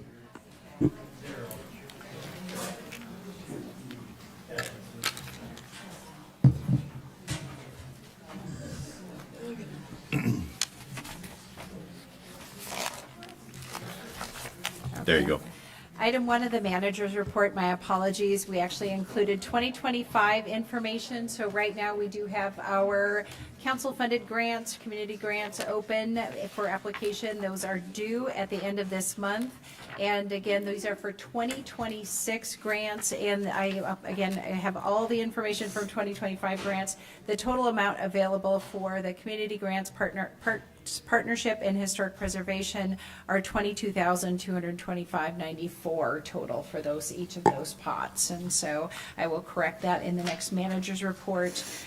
We do have Popular Council coming up. We have a tree survey open and some clarification. And we had, I believe, 2 ladies at the last council meeting talking about law enforcement, federal law enforcement, and asking the city to pass an ordinance that would require them to identify themselves. And so there's some details on the kind of the legal analysis of that. Reminder that we have concerts in the park at Unity Park on Thursday evenings. Lots of fun. ADU info session coming up on August 19th, and some clarification on the consolidated lodging tax agreement amendment. We postponed that, working through some legal issues, just very minor terms. We'll bring that to you at the next meeting. And I know the consolidated process is actually starting. They have applications out there right now. And a preview of this meeting. And just a reminder, folks, I keep hearing people saying people don't understand local government. Our goal with our Ellensburg Academy is to continue to put together information to help people understand their local government. So we did have one this last week, but I think we had about 14 people. We'll continue to do those, and we're building content so we can put together like a formal academy that might be a 4 or 6 week academy starting next year. But our staff are having fun with it. I think we talked about our water system, we talked about affordable housing, and we had a tour of the library and the archives. So thanks to everyone who participated. And again, keep your eyes open. We have another one coming up in September. And then last but not least, here on the dais, you have a letter of support. We're asking for council approval for the mayor's signature, and this is to support the 2026 Places Conference being held in Ellensburg. Can I ask who hosts that? Is that the Historic Trust? It is what was the group that came to town? Yes. The Washington Historic yes, Trust. yeah. That's what I thought. Do you need a motion to? Yes, we do. Motion to approve the mayor's signature on the letter? Second. Motion and second to approve my signature on the letter of support to host the 2026 Places Conference. Is there any discussion? Hearing none, all those in favor signify by saying aye. Aye. I too will vote aye. Opposed? That motion passes. Okay, we're going to do council member reports. You're up. We do have an executive session, just FYI. Yeah, real quick, needed to reschedule my city finance meeting with Jericho. I've got that coming up pretty quick. And another thing I've done in the last couple of weeks is I went out for a ride along, did 4 hours during the day shift. This is the fourth one that I've done since I've become a city council member, and I've always found them to be extremely helpful. It's 4 hours of asking questions, getting good, honest answers, but then also just seeing what an officer goes through in a shift, and it's amazing the differences. You can have one right along that's pretty calm, and the next you're processing your second Dewey of the night. It's amazing how an officer just can go from calm to, exciting and everything's going on in just that blink of an eye. So it's just a real deep appreciation for what EPD does for us. And I will say every time I've gone out, just the appreciation has grown just dramatically. We are very fortunate for the police department that we have. They do a fantastic job. That's it. Affordable housing, Heidi already talked about it. The ADU is going to be the event on the 19th. Everything else that I have on my docket, whether it's Steer I-90, Utility Advisory Committee, Law and Justice, are all future meetings. And then we do have the Yakima Fish and Wildlife Basin meeting, board meeting on Wednesday. That'll happen up at Gold Creek. Yeah. Snoqualmie Pass and the tour of Gold Creek. Yeah. Projects. So that was it. Go ahead, Nancy. I'm also going on the Gold Creek tour. I did go to the Ellensburg Academy presentation and went to the Beyond Words, which was a Washington humanities program on Indian dance at Hal Holmes. And I attended, there was a kind of after hours meeting of the Historic Trust Board that did meet in Ellensburg. And I just want to share, they had a lot of compliments about Ellensburg and the restoration of some of the historic buildings that have taken place since the last time some of them were here, like Fitters and the Climber, and so we're on their radar, and they want to have their places meeting here or conference. So that's should be fun to have them in town. That's it. Nancy G. I don't have a report. Sarah. Most of my stuff is coming up this weekend next, but I did attend the ribbon cutting for our new art in Unity Park, which I know several has attended, and it was lovely to see the community come together around that art. And I just want to make that suggestion. I think that the woman's name was, oh geez, I'm going to forget it now. I had it. She suggested part of the Ellensburg Academy on what council actually does, because the academy kind of gives the whole city runnings, but I don't think people really realize what we can and can't do. And so I think that should maybe be kind of incorporated in somehow. I'm just making that suggestion. So that's all.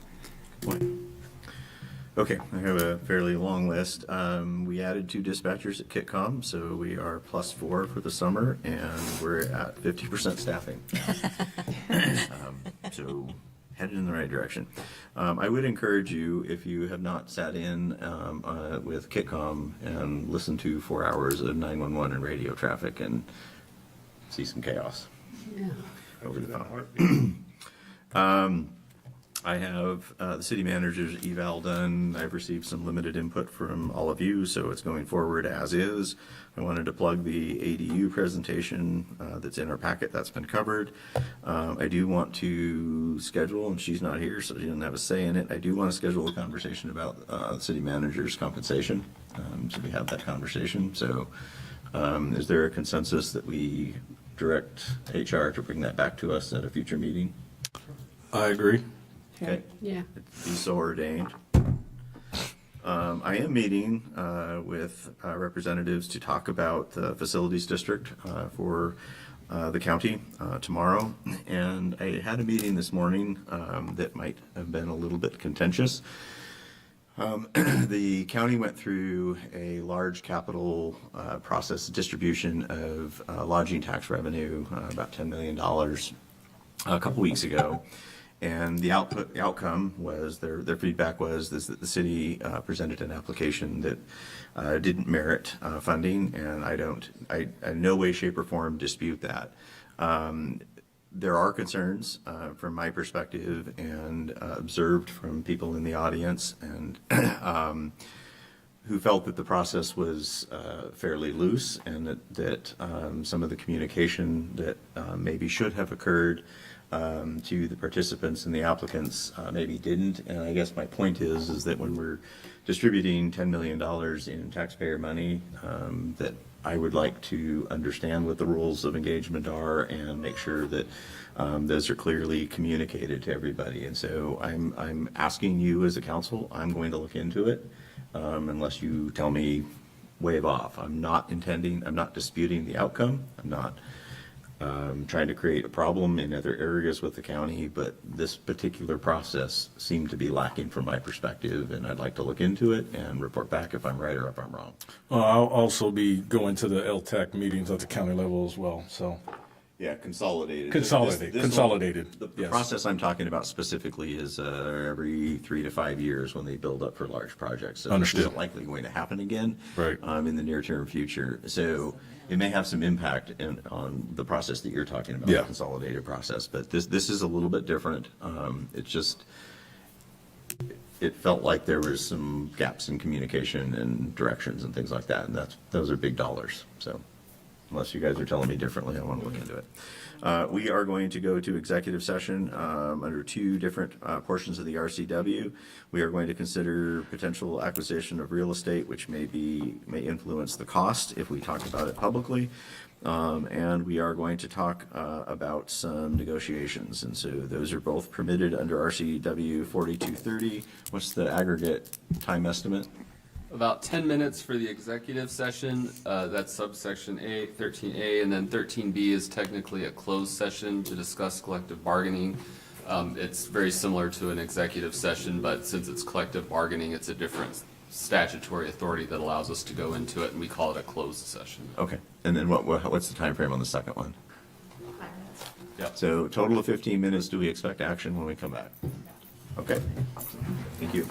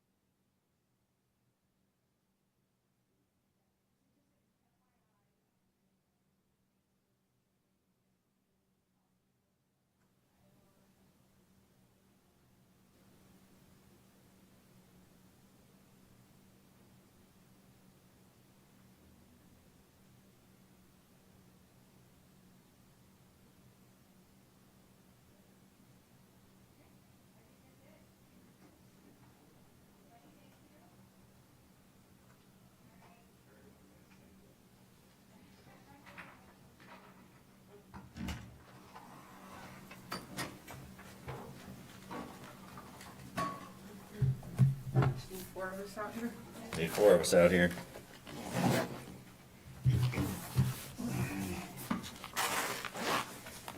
Are we adjourned? We are adjourned.